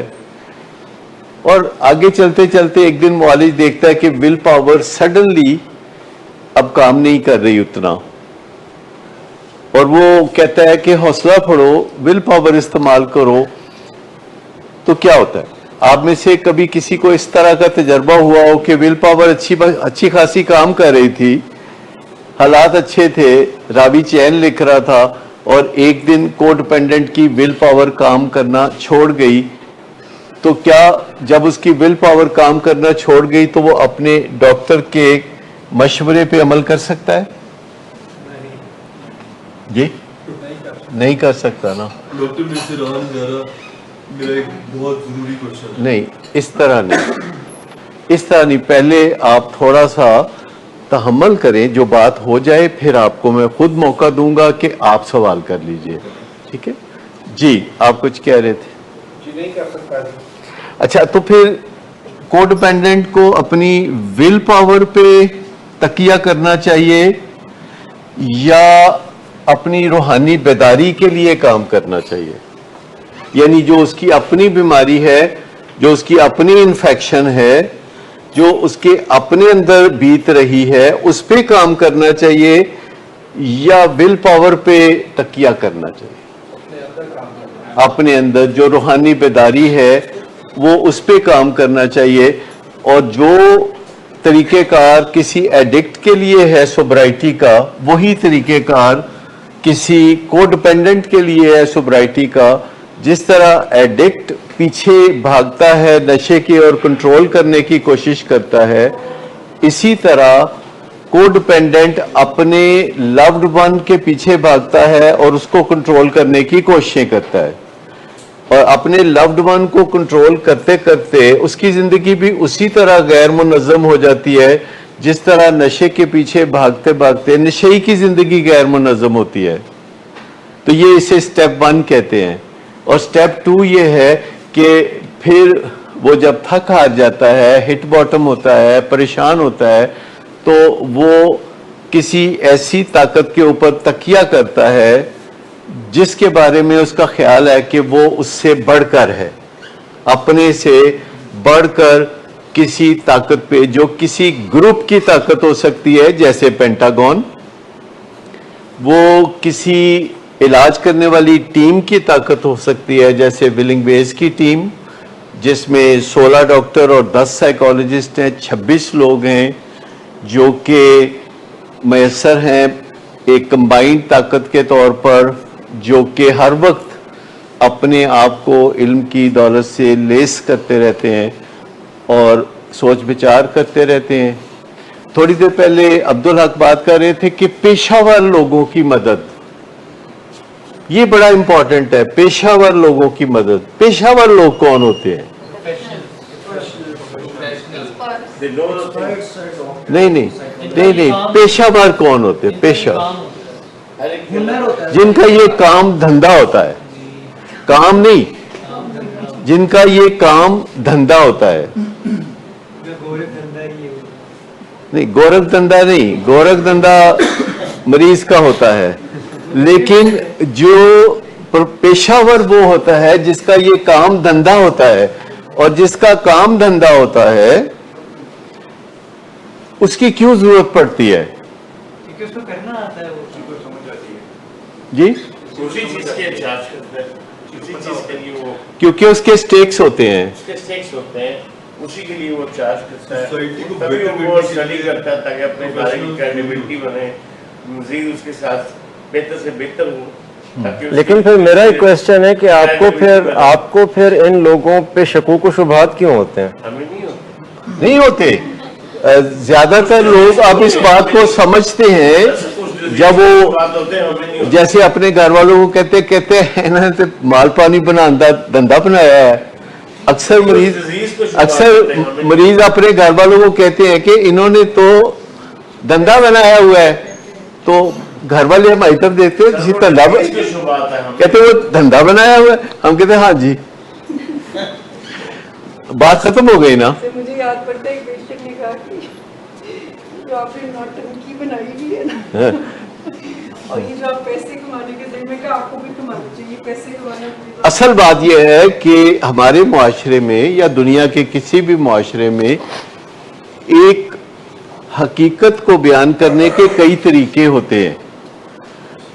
अक्सर लोग जो हैं इस बात पे बड़ा फख्र करते हैं, जैसे कभी आपने दही की दुकान पे देखा होगा लिखा हुआ कि यहाँ बहुत अच्छा दही मिलता है और वो 150 रुपए किलो मिलता है, साथ लिखा होता है कि बवासीर की दवाई फ्री मिलती है। ये ऐसी चीजें देखी आपने कभी? शहद की मक्खी के कांटे का जो तवीज है वो फ्री मिलता है, सांप काटे का भी फ्री मिलता है। तो बीच में ये चीजें भी मुआशरे में बहुत चल रही होती हैं, जहां ये कहना कि हम बेलॉस कोई काम करते हैं, हम अपने किसी स्टेक के बगैर काम करते हैं, ये चीज इंसानों ने शुरू से सीखी है कि किसी की मदद करना जिसमें आपको कोई फायदा ना हो, इसे बड़ी अजमत की बात समझा जाता है। वक्त ने साबित किया, साइंस ने साबित किया कि ये अजमत की बात नहीं है। साइंस ने साबित किया कि दो पार्टियों के दरमियान, चाहे वो बाप बेटा हो, चाहे वो मियाँ बीवी हो, चाहे औलाद और माँ बाप का मामला हो, दो लोगों के दरमियान लेन देन होता है जो कि बराबर का होना चाहिए, चाहे उसके अंदर बार्टर हो कोई। माँ बाप को भी तलब होती है, माँ बाप कहते हैं कि पुत्र पढ़ लिख जा, साडा की है, तेरा ही फायदा है। नहीं, ऐसी बात नहीं है कि तेरा ही फायदा है। उन्हें कहना चाहिए कि तू पढ़ लिख जाएगा, तेरा फायदा है, हमें भी अच्छा लगेगा, हमें प्राइड मिलेगा, हमें लोग सराहेंगे कि इनकी औलाद जो है अच्छी है, हमारे भी स्टेक्स हैं, अपना नहीं तो साडा ही ख्याल कर। डॉक्टर, आप जनरलाइज ना करें कि रिलेशनशिप में लेन देन नहीं होना चाहिए। मैं नहीं कर रहा, देखिए मैं नहीं कर रहा। मैं आपको बताऊं कि कोई भी डॉक्टर जो बात कर रहा होता है, जो काम कर रहा होता है, वो उसका नहीं होता। ये जो हम बातें करते हैं, ये दूसरे डॉक्टर बातें करते हैं या काम करते हैं, ये बातें स्टैंडर्ड प्रोटोकॉल का हिस्सा है। ये बातें जो हैं, ये हम बैठ के खुद नहीं बनाते। अगर आप इन बातों को चेक करना चाहें तो गूगल पे चले जाएं, चैट जीपीटी पे चले जाएं, यूट्यूब पे चले जाएं, तो आपको पता चलेगा कि हजारों लाखों इस फील्ड में काम करने वाले पेशावर लोग अपनी तनदही से इस मामले में सोच रहे होते हैं कि वो जो काम कर रहे हैं उसमें उनको कामयाबी मिले। मैं आपको बताऊं कि मेरे साथ एक साहब काम करते थे, उनका नाम कैसर बास है, जो कि इस मुल्क के एक टॉप ट्रेनर हैं कॉरपोरेट सेक्टर के, यानी बैंकों में और बड़ी बड़ी जो कॉरपोरेट कंपनियां होती हैं तो वो उनको ट्रेनिंग्स देते हैं, और वो सन 2000 के करीब मेरे साथ काम करते थे। और वो बड़ी अच्छी पोस्ट लिखते हैं फेसबुक पे। तो एक दो दिन पहले उन्होंने पोस्ट लिखी कि अगर आपको लगता है कि आप काम ज्यादा करते हैं और आपको मुआवजा कम मिलता है, तो आप फिक्र ना करें, बहुत जल्द आपको कम काम करना पड़ेगा और आपको मुआवजा ज्यादा मिलेगा। ये उन्होंने बात की। बात समझ गए आपके? अगर आपको लगता है कि आप काम ज्यादा करते हैं और आपको मुआवजा कम मिलता है, तो बहुत जल्द आप देखेंगे कि आप काम कम करते हैं और आपको मुआवजा ज्यादा मिलता है। तो मैंने उस पर एक कमेंट किया, मैंने कहा काम मुआवजे के लिए नहीं किया जाता, काम लुत्फ सुरूर के लिए किया जाता है। काम मुआवजे के लिए नहीं किया जाता, काम लुत्फ सुरूर के लिए किया जाता है। और हमारी जिंदगी का 1/3 हिस्सा काम में गुजरता है। हम तकरीबन 8 घंटे सोते हैं या सोना चाहिए, तकरीबन 8 घंटे काम करते हैं या करना चाहिए, और तकरीबन 8 घंटे हम असल मुआशरती ज़िंदगी, रिलेशनशिप और दीगर चीज़ों में गुजारते हैं। तो मैंने कहा ये जो 1/3 हिस्सा है हमारी ज़िंदगी का जो कि काम पे गुजरता है, तो अगर इसमें लुत्फ़ व सुरूर नहीं होगा तो बड़े दुखी होंगे हम, और बहुत सारे लोग दुखी होते भी हैं। तो मैंने कहा कि अगर काम में लुत्फ़ व सुरूर होगा तो फिर आप समझ लें, अगर आपको काम करते हुए मजा आता है तो रुपए पैसे की तो कमी होगी ही नहीं। अगर आपकी नजर बॉल पे है तो स्कोर बोर्ड जो है वो ग्रो करता रहेगा। कोई भी बैटिंग करने वाला बॉल पे नजर रखता है जो उसकी तरफ आ रही है, स्कोर बोर्ड पे नजर रखेगा तो उसकी विकेट उड़ जाएगी। लिहाजा जरूरी है कि जो काम भी कोई करता है वो फिक्र इस बात की करे कि उसको मजा आ रहा है कि नहीं आ रहा। इस बात की ज्यादा फिक्र ना करे कि उसको मुआवजा कम मिल रहा है और वो काम ज्यादा करता है, क्योंकि कैसर बास ने अपने तवील तजर्बे से एक रिसर्च कोट करके बताया कि अगर आपको ये वहम है कि काम ज्यादा और मुआवजा कम है, तो बहुत जल्द आपका मुआवजा ज्यादा और काम कम हो जाएगा, क्योंकि आप किसी भी कॉरपोरेट सेक्टर में या किसी भी जगह पे ऊपर की सतह पे आप आ जाएंगे। तो आप समझ लें कि नशे की बीमारी में ये जो बहुत ज्यादा फोकस हमारा इस बात पे रहता है कि वो आज नशा कर रहा है कि नहीं या कल कर रहा है कि नहीं, ये हमारा गोल तो है, लेकिन असल चीज हमें नजर रखने की जरूरत है कि वो उसकी डायरेक्शन क्या है, उसका रुख किस जानिब है। अगर कोई बंदा 100 दिन हमारे पास रह के जाता है और घर पहुंचने से पहले विलिंग वेज के खिलाफ बातें शुरू कर देता है, तो इसकी ट्रांसलेशन क्या है? दवाई खाएगा? क्या फॉलो अप पे आएगा? क्या नशा छोड़ेगा? ठीक है, तो जरूरी होता है कि पार्टी बदलनी पड़ेगी, क्योंकि जब आप आते हैं यहां पे तो आपकी एक पार्टी होती है और वो पार्टी आपने बहुत, आप भी बानियों में से होते हैं उस पार्टी के, ठीक, और उस पार्टी को छोड़ना और एक नई पार्टी ज्वाइन करना बड़ा मुश्किल काम होता है। और अभी मैं आपको बताऊं कि असद ने कोई बात मुझे बताई, पार्टी बदल रही, किसी की कोई बात मुझे बताई और मैंने वो बात कर दी, वो जिसकी बात थी वो असद से खूब लड़ा। क्या हुआ था असद, क्या हुआ था? ऐसी कौन सी बात थी? बात सिर्फ इतनी थी कि उस बंदे ने मिस शुमाइला को एक मैसेज किया था जिसका मिस शुमाइला ने 1 घंटा जवाब नहीं दिया, तो उन्हें क्या उनते फिर मैं चर्च पियांगा। चर्च पहले पी रहा सी, ठीक। तो वो उस बंदे ने जिसने लाल शर्ट नहीं पहनी हुई, मैं हूं। अच्छा अजमत, क्योंकि अब आप पे बात आ रही है, आपने एक बात करनी थी।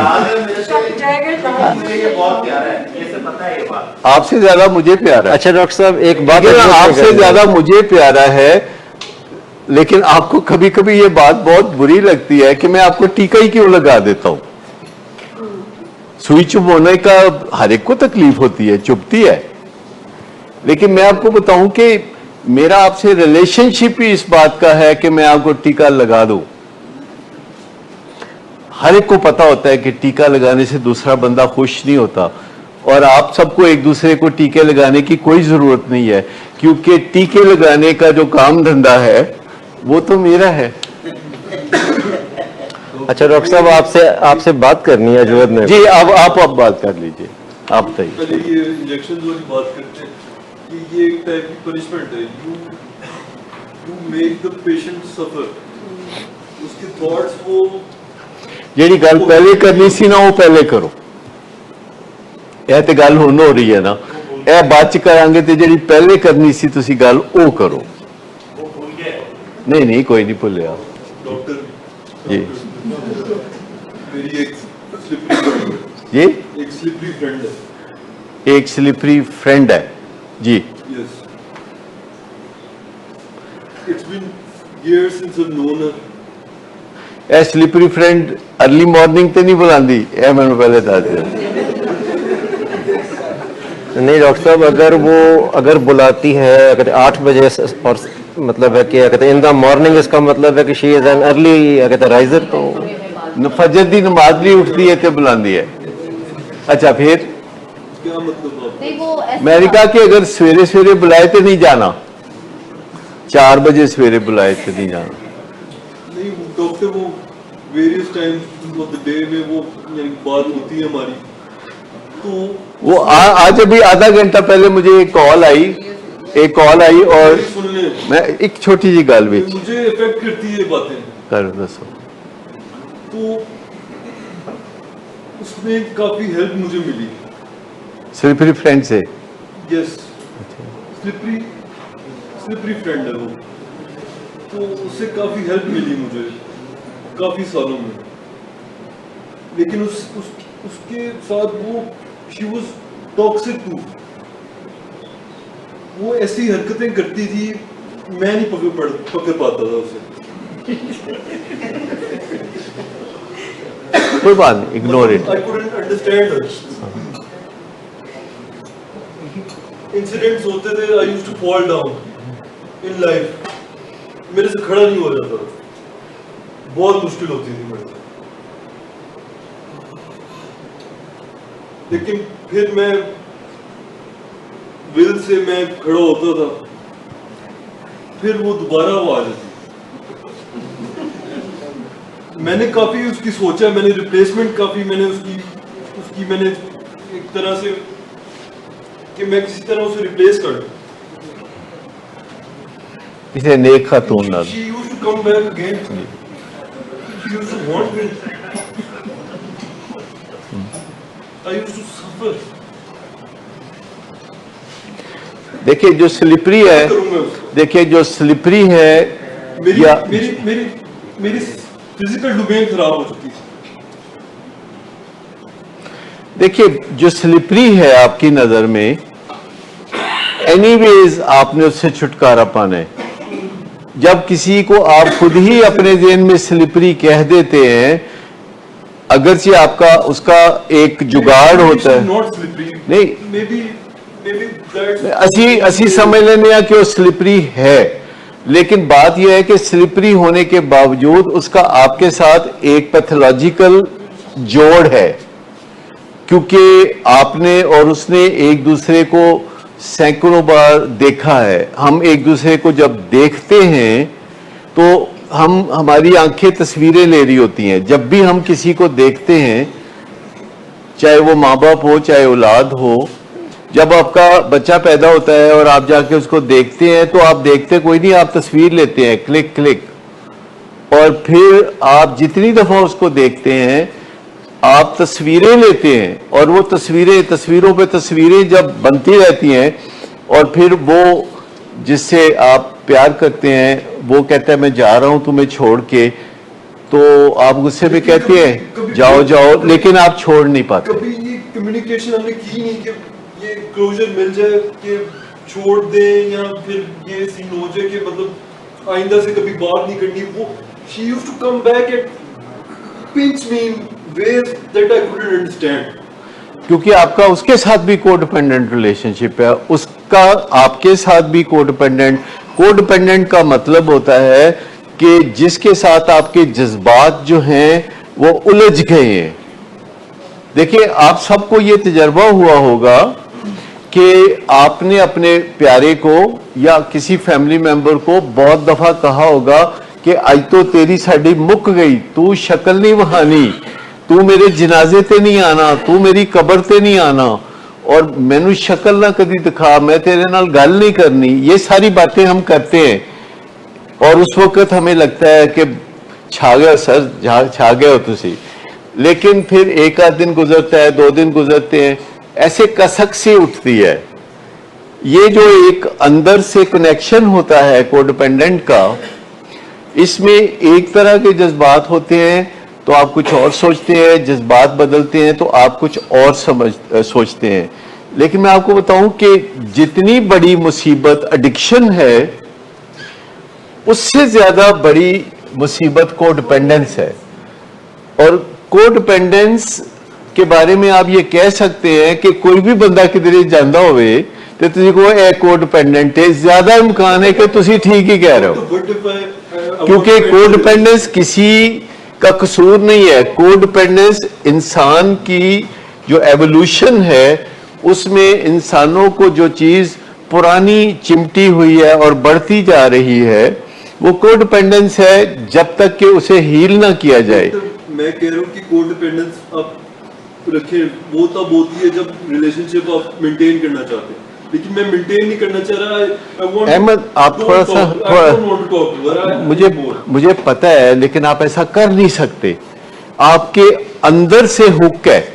मुझे बताइए कि जो मछली, देखो जेड़ी मछली है ਜਿਹੜੀ ਤੁਹਾਡੀ ਉਹ ਗਲੋਇਆ ਲੱਗੀ ਹੁੱਕ ਨੂੰ ਖਾ ਜਾਂਦੀ ਹੈ ਮੂੰਹ 'ਚ, ਤੇ ਉਹ ਮਛਲੀ ਜਿਹੜੀ ਹੈ ਤੁਸੀਂ ਫਿਰ ਡੋਰੀ ਖਿੱਚਦੇ ਹੋ ਤੇ ਉਹ ਮਛਲੀ ਕਿੱਥੇ ਆਏਗੀ, ਕਿੱਧਰ ਜਾਏਗੀ ਉਹ ਜੀ ਸਾਡੇ ਕੋਲ। ਹੁਣ ਉਹ ਮਛਲੀ ਚਾਹੁੰਦੀ ਹੈ ਕਿ मैं इधर उधर निकल जावां, लाइन ही तोड़ना चाहिए। देखिए ना, आप अब वो मछली हैं जिसको पहले वो हुक जो है उसको निकालना होगा। वो हुक है, अपनी लाइन को कट कर हो नहीं ये सिंपली आप कहना चाह रहे हैं कि ਤੁਹਾਡੀ ਸਾਡੀ ਮੁੱਕ ਗਈ ਇੰਜ ਹੋ ਨਹੀਂ ਸਕਦਾ ਇੰਜ ਨਹੀਂ ਹੋ ਸਕਦਾ ਅਗਰ ਇੰਜ ਹੁੰਦਾ ਨਾ ਤੇ ਬਹੁਤ ਸਾਰੇ ਵਾਲਿदैन ਜਿਹੜੇ ਨੇ ਉਹ ਬੜੇ ਆਰਾਮ ਨਾਲ ਆਪਣੀ ਔਲਾਦ ਨੂੰ ਕਹਿੰਦੇ ਕਿ ਭਾਜੀ ਤੁਹਾਡੀ ਸਾਡੀ ਮੁੱਕ ਗਈ कितनी कितनी बातें आपके और आपकी अम्मी के दरमियान हुई होंगी फिर अगले दिन 2 दिन पूछो की होता है कौन सब तो प्यारा है बस गल मुक्की। अच्छा अजवद आप कुछ कहना चाह रहे थे? मैं सिर्फ आपसे ये पूछना चाह रहा था कि मैं रिकवरी के ट्रैक पे चलना चाहता हूँ और मैं काफ़ी सालों से उसके लिए एफर्ट भी कर रहा हूँ, आप लोग भी मिलकर मेरे साथ कर रही हैं, पर वो एफर्ट्स काफ़ी दफ़ा फेल हुई है मेरी गलती की वजह से हुई है। पर अब उसके रिजल्ट में मैं बहुत होपलेस हूँ कि शायद ये मसला नहीं ठीक हो सकता। नहीं तुसी मजदूर रखना चाहते हो ना बगैर मुआवजे तो शायद ऐसी ਤੇ ਤੁਸੀਂ ਇੰਜ ਕਰੋ ਨਾ ਕਿ ਤੁਸੀਂ ਜ਼ਿੰਮੇਵਾਰੀ ਆਪਣੇ ਮੋਢੇ ਤੇ ਚੁੱਕ ਲਓ ਕਿਉਂਕਿ ਤੁਹਾਡਾ ਖਿਆਲ ਹੈ ਕਿ ਜਾਂ ਤੇ ਮੇਰੀ ਮਾਂ ਤੇ ਜਾਂ ਤੇ ਮੇਰਾ ਪਿਓ ਇਹ ਭਾਰ ਚੁੱਕੇਗਾ ਤੇ ਇਹ ਕੰਮ ਕਰੇਗਾ ਤੇ ਜਾਂ ਮਿਸ ਸ਼ਮਾਇਲਾ ਜਾਂ ਡਾਕਟਰ ਸਦਾਕਤ ਅਸੀਂ ਕਦੀ ਕਦੀ ਚੁੱਕਾਂਗੇ ਕਦੀ ਕਦੀ ਨਹੀਂ ਵੀ ਚੁੱਕਾਂਗੇ ਲੇਕਿਨ ਭਾਰ ਚੁੱਕਣ ਵਾਲਾ ਕੰਮ 24 ਘੰਟੇ ਦਾ ਹੈ 7 days a week ਉਹ ਤੁਸੀਂ ਆਪ ਹੀ ਚੁੱਕਨੇ। जब आप वो अपना बोझ खुद उठाने का फैसला करेंगे क्योंकि जब आप उसकी वजह दरियाफ्त कर लेंगे कि क्यों, क्योंकि हर क्यों जब आप पूछते हैं अपने आप से कि मैं नशा छोड़ना चाहता हूं पर क्यों, और अगर उसका जवाब ये होता है कि मेरी माँ खुश हो जाएगी या फलानी गल हो जाएगी, you have to find a very very good reason for that कि जो भी काम जैसे आप कहते हैं ना कि मैं उसे छोड़ना चाहता हूं अहमद आप चाहते हैं कि मैं उसे छोड़ना चाहता हूं तो उसमें फैसला अहम नहीं है क्यों छोड़ना चाहते हैं ये जानना अहम है क्यों। Because she hurts me. I think it's obvious. जैसे आप कहते हैं बुलाती है पर जाने का नहीं। ठीक है मैं बता रहा था कि आज ही अभी मुझे कुछ देर पहले यहाँ आने से पहले एक कॉल आई तो लैंड नंबर से कॉल थी। अमूमन बैंकों से कॉलें जो आती हैं वो लैंड नंबर से आती हैं तो मैंने उठा ली कॉल तो एक खातून थी उसने बड़े अच्छे लहजे में पूछा कि आप कैसे हैं, मैं क्या पहले जैसा ठीक ठाक हूँ। तो उसने कहा कि आपके पास चंद मिनट होंगे बात करने के लिए। मैंने कहा मैं अजनबी खवातीन से बात नहीं करता। कहते क्यों खलील रुमान की वजह ना डर गए हो। मैं कहा नहीं ये मेरी पॉलिसी पुरानी है तो बराए मेहरबानी दोबारा कॉल ना करें। और ऐसा बहुत दफा होता है बैंकों वालों ने जानबूझ के ऑन पर्पस, इंश्योरेंस कंपनियों वालों ने जानबूझ के ऑन पर्पस और मार्केटिंग कंपनियों वालों ने लड़कियों को हायर किया होता है जो अपनी मजबूरियों की वजह से मुलाजमत कर रही होती हैं और उनकी ड्यूटी ये होती है कि कॉलें करके उनके लिए बिजनेस को जनरेट करना है। और ये हर बंदे की ड्यूटी है कि वो अजनबी से स्लिपरी लोगों से मर्दों के लिए खवातीन are slippery until proven otherwise they are slippery. हम डॉक्टर साहब आ रहे थे कहते मुल्तान से लाहौर तो कॉल आई और मैंने उस वक्त कहते गाड़ी से कनेक्ट करके स्पीकर पे लगाया हुआ था म्यूजिक कॉल आई तो उस वक्त हम किसी ऐसे इलाके में थे कि वो रिसेप्शन सही नहीं थी। कॉल आई हेलो सर मैं फलां बैंक से। मैंने कहा अच्छा जी आपकी आवाज क्यों नहीं आ रही। मैंने कहा ये तो आप बताएं आपने कॉल की है। जी तो आपने एक बात की कि इलाज में आने के लिए सबसे जरूरी ये है कि शीशे में देख के अपने आप को कहेंगे नहीं ये है या रिजल्ट ये नहीं ये अल्टीमेट रिजल्ट चाहिए।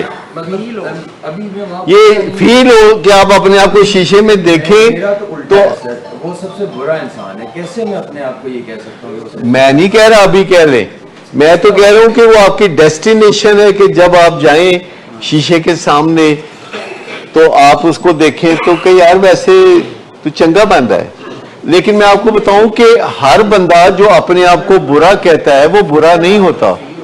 कल मेरे पास एक लड़का 17-18 साल का जो कि काउंसलिंग में है तो वो अपने आप को इस वजह से बहुत बुरा कह रहा था कि उसका जो वजन है बहुत ज्यादा है। अब मुझे बताइए कि अगर किसी का वजन बहुत ज्यादा हो ज्यादा खाने की वजह से तो उसे अपने आप को बहुत कोई तोप के गोले के सामने रख देना चाहिए। Yes. ओके यस नहीं, असल बात ये, मैंने कहा देखो तुम अपने आप को हार्शली जज करना छोड़ दो, 6 महीने साल में तुम्हारा वजन कम हो जाएगा, मैं तुम्हें तसल्ली देता हूं, बट तुम अपने आप को इतना सख्ती से मत जज करो कि तुम अपने ज्यादा वजन की वजह से तुम अपने आप के साथ इस तरीके की बातचीत करते हो। डॉक्टर साहब तुहानू पता नहीं, मैं तो गल करना अपने आप को, और फिर उन्हें मैनू बकायदा दसिया कि मैं यह गाला करना। मैं डॉक्टर साहब आज मैजूबर गया और कुछ पेशेंट्स को मैंने कहा कि जब मैं पिछले साल इंडोर होने आया, आई वॉज इंटॉक्सिकेटेड, और डॉक्टर साहब मुझे कहते हैं आप खतरे से बाहर हैं, आप परेशान ना हो। तो मैंने दिल में कहा ऐसी खतरे से बाहर मुझसे बड़ा खबीस इंसान कोई नहीं। डॉक्टर साहब कह रहे खतरे से बाहर। देखिए, मैं तो आपकी अम्मी को भी कहा था कि अजवत खतरे से बाहर है, ठीक, वो उसकी कोई वजूहात कुछ और होती है।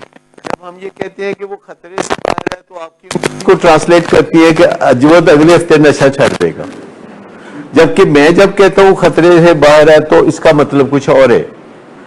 इसका मतलब है कि अजवत को अपनी फिक्र पड़ी हुई है, इतना मतलब है। जब मैं कहता हूं ना कि कोई खतरे से बाहर है, तो मुझे लगता है कि वो अपनी फिक्र करने लगा है, उसको अपने कुछ आते हैं ख्यालात के यार की करना पाया, तो और उसके बावजूद वो करी जाता है। क्योंकि हम में से कितने लोग हैं जो वजन कम कर रहे होते हैं और पराठे छोड़ देते हैं? नहीं छोड़ते ना, लेकिन जिद्दोजहद जारी रखते हैं, कभी ना कभी कामयाब हो जाएंगे। तो ये खतरे से बाहर होना है, और वो भी बिल्कुल एडिक्शन है। वजन कम करना भी बिल्कुल एक एडिक्शन है, जिसमें आपको लोगों की मदद चाहिए होती है। आप अपने घर वालों को कहते हैं कि मेहरबानी करके खान पीन दियां चीज़ों के बारे च कोई सलाह ना दिया करो। यह सलाह जी होंगी है ना, बड़ी भैड़ी होंगी सलाह। कोई आइसक्रीम आ गई कहीं से, कभी कोई लड्डू आ गए, कोई मिठाई आ गई, वो सामने कर देना अगले बंदे के, कहना खाओ के एक और लो ना।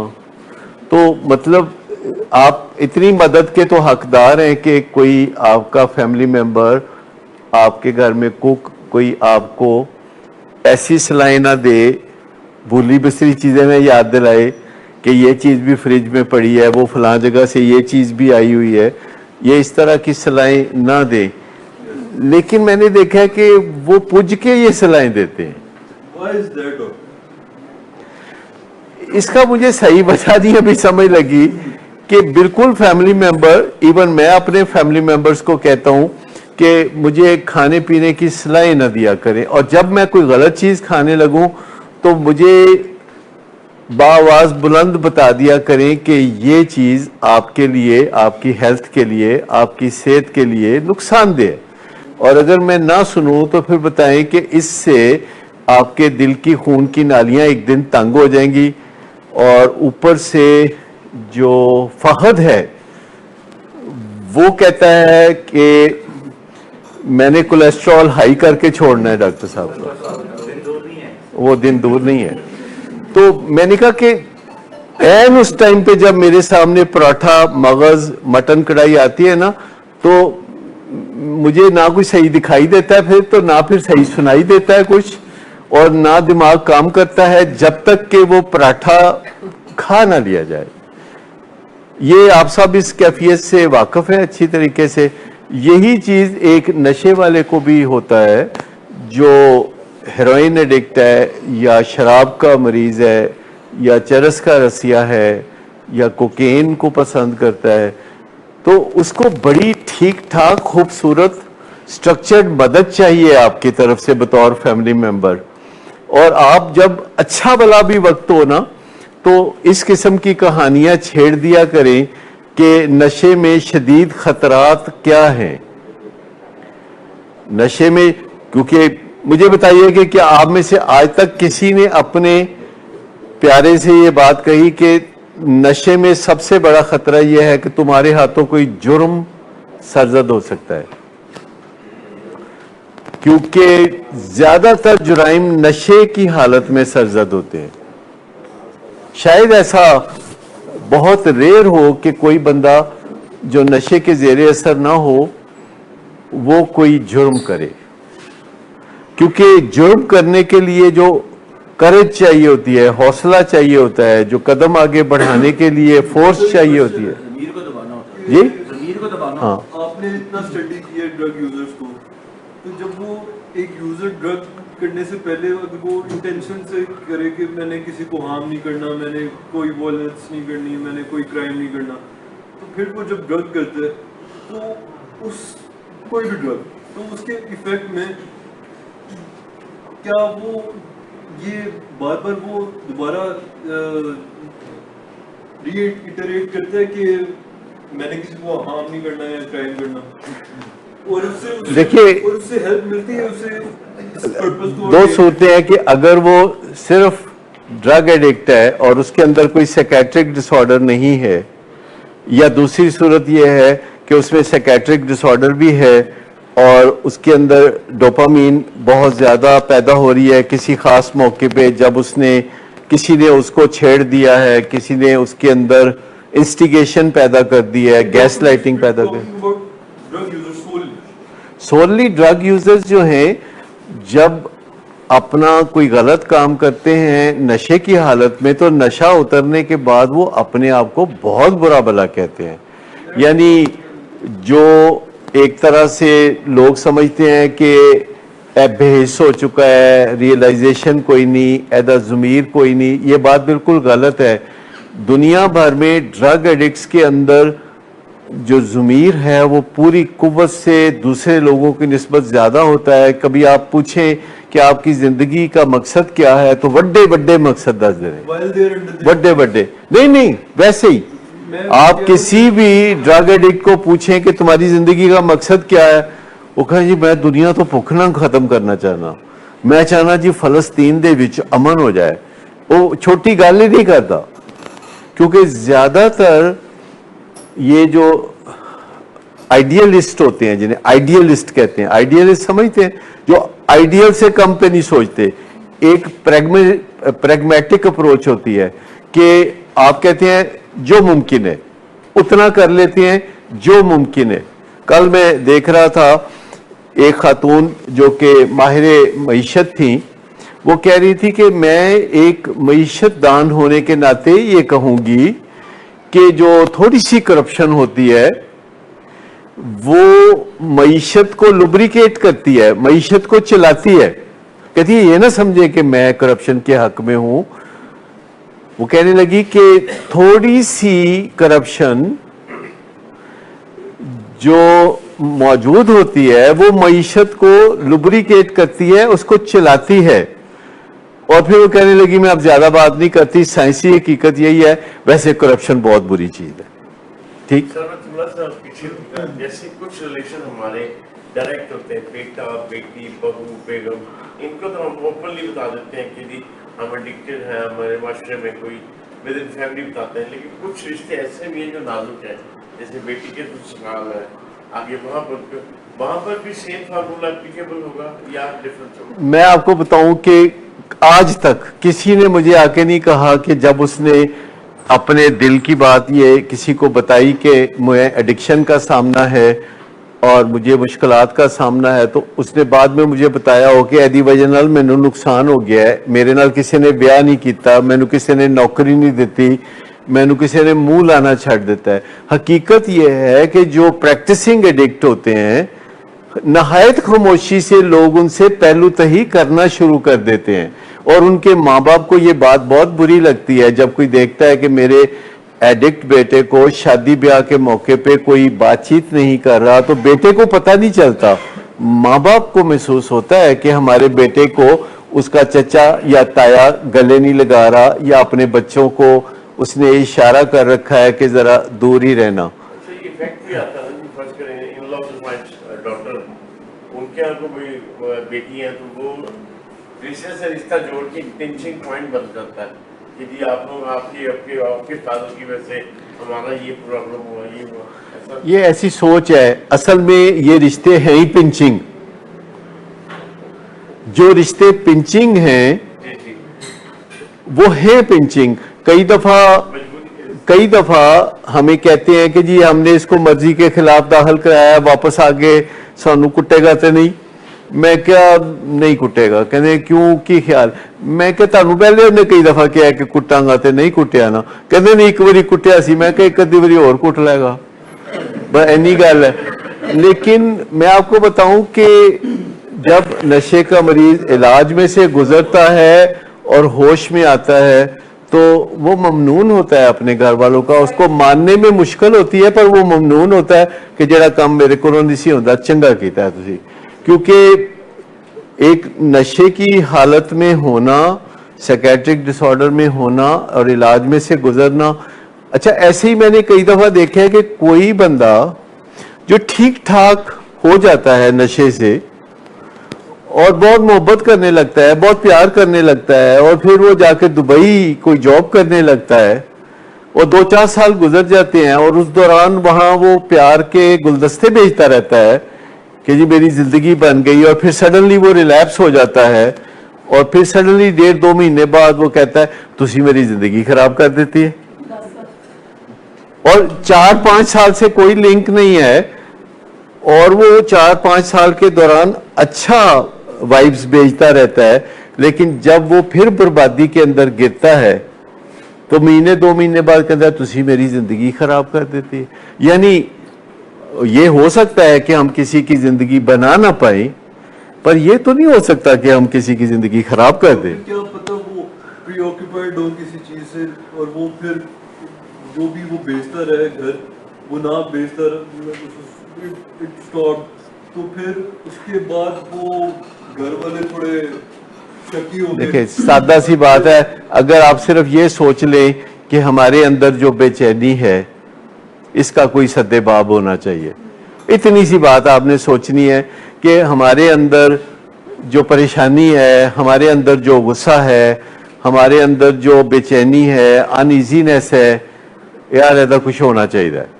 और ये मैंने खुद नहीं करना, ये मैंने माँ बाप को कहने के कुछ करो मेरा, लेकिन माँ बाप को कहना काफी मुश्किल लगता है कि यार मेरा कुछ कर लो।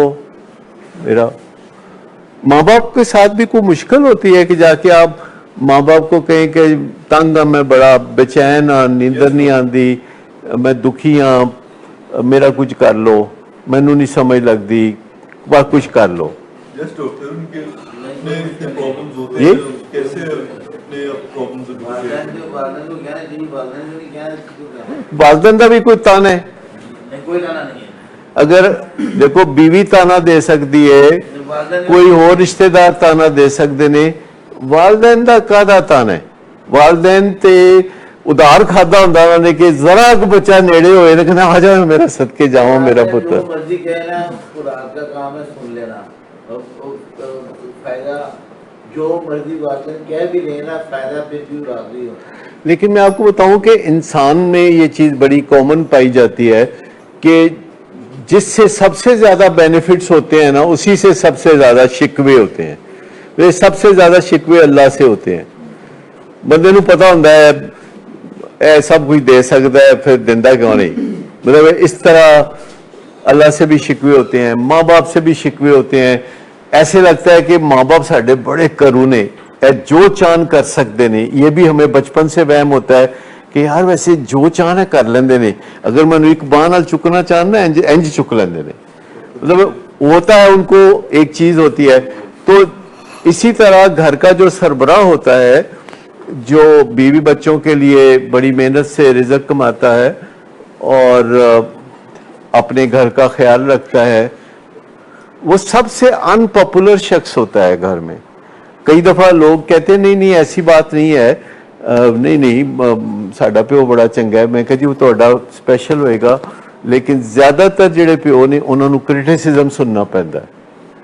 ज्यादातर जो बाप हैं कहीं ना कहीं औलाद को लगता है कि इन्होंने काफी नहीं किया, तुसी साडे लिए कीता की है, ये बात सुनने को मिलती है। जी डॉक्टर मैं आपसे कहना चाहता, मेरे वालिद साहब यहाँ आए हुए हैं जी। इस दफा जब मैंने रिलैप्स किया तो एक घर छोड़ के ना चले गए थे, तो आप जरा काइंडली वो कहते हैं इन्होंने पता करो कितने गए सर। नहीं नहीं वो हमारे पुराने घर में, पुराने अच्छा वाले घर में। जी जी। तो मैंने मनाने मनाने की कोशिश की लेकिन बात बनी नहीं, तो आप मनाओ ना, सही तरह मनाओ ना, क्योंकि ਉਹਨਾਂ ਦਾ शिकवा बड़ा पुराना है, क्योंकि ਉਹਨਾਂ ਦੇ ਜ਼ਿਹਨ 'ਚ ਵੀ ਇਹ ਖਿਆਲ ਹੈ ਕਿ ਉਹਨਾਂ ਨੇ ਤੁਹਾਡੇ ਲਈ ਬੜੀ ਮਿਹਨਤਾਂ ਕੀਤੀਆਂ ਤੇ ਤੁਹਾਡੀ ਤੇ ਤੁਹਾਡੇ ਆਉਣ ਵਾਲੀਆਂ ਨਸਲਾਂ ਲਈ ਵੀ ਬੜਾ ਕੁਝ ਕੀਤਾ ਹੈ, ਤੇ ਉਹਨਾਂ ਨੂੰ ਵਾਪਸੀ 'ਚ ਇਹ ਚਾਹੀਦਾ ਹੈ ਕਿ ਉਹਨਾਂ ਨੂੰ ਸੁੱਖ ਹੋਏ, ਤੁਹਾਡੇ ਵੱਲੋਂ ਠੰਡੀ ਹਵਾ ਆਏ, ਤੇ ਤੁਸੀਂ ਉਹਨਾਂ ਨੂੰ ਸਵੇਰ ਸ਼ਾਮ ਦੁਪਹਿਰ ਕਹਿ ਛੱਡਿਆ ਕਰੋ ਕਿ ਮੈਂ ਆਪਣੀ ਬਿਹਤਰੀਨ ਕੋਸ਼ਿਸ਼ ਕਰ ਰਿਹਾ, ਮੈਨੂੰ ਮਾਫ ਕਰ ਦਿਓ, ਮੇਰੇ ਕੋਲੋਂ ਗਲਤੀਆਂ ਹੋ ਗਈਆਂ। तो दुआ दिया करो उन्होंने लंबी उम्र, कहते मैं बस इको दुआ मंगना कि अल्लाह तुहानू लंबी जिंदगी देवे ते तुसी मेरी बहाली नू वेख सको। आपके दिल में कभी कभी ख्याल आता होगा कि यार प्यो मेरा मर गया, सारी उम्र ए तमन्ना करते हैं कि मैं अब्दुल हक नू बहुत अज जो जिंदा होंदे ना तो किड्डे खुश होंदे, पर वो जिथे भी है ने उत्थे खुशी होंगे। और इनको सोचना चाहिए कि वो, उनको पता है कि ये अच्छी ज़िंदगी की तरफ जा रहे हैं। और मैं आपको बताऊं कि अच्छी ज़िंदगी की तरफ ये जो जा रहे हैं ये है असल बात। ये जो हम सिर्फ ये इतनी सी बात करते हैं ना कि फलाने बंदे ने साल से नशा नहीं किया, 2 साल से नशा नहीं किया, वो कोई इतनी मज़े की बात नहीं है। मैंने सब देखा है इस फील्ड में, इतने लंबे अरसे से मैं काम कर रहा हूँ। असल बात है कि एक नज़र पड़े और आपको लगे कि इससे कोई ख़तरा नहीं है। जैसे मोमन के बारे में कहा जाता है कि वो सरासर खैर ही खैर है, तो जो सोबर बंदा होता है, जो नशे से निकलता है, वो सरासर खैर ही खैर है, उस बंदे को कोई ना नहीं कहेगा। ये जो वहम होता है ना कि उन्हें सरकारी नौकरी नहीं मिलेगी, उन्हें पता नहीं डिप्टी कमिश्नर नहीं लगेगा, उन्हें कोई रिश्ता नहीं मिलेगा, रिश्ते तो जेड़े नशा करते हैं उन्होंने मिल जाते हैं, जेड़े छड्डते हैं उन्होंने क्यों नहीं मिलेगा। तो रिश्ता मेरा ख्याल है कोई एवं वहम जो है कि नहीं मिलेगा, रिश्ता मिल जाएगा, कोई ऐसा मसला नहीं। लेकिन मैं आपको बताऊं कि ये इतना बड़ा काम है जैसे नशा छोड़ना और अच्छी ज़िंदगी की तरफ जाना, सोब्राइटी की तरफ जाना, कि निशान हैदर ऐसे मौके पे देना चाहिए। यानी जो बंदा नशा छोड़ के एक बहुत अच्छी, और ये कोई वही बंदा नहीं होता जो चरस पीता है या शराब पीता है, ये वो बंदा भी होता है जो कुछ नहीं करता पर अपने रूहानी बेदारी पे काम करता है, एक अच्छा इंसान बनता है जो दुनिया में जन्नत हासिल करता है। जी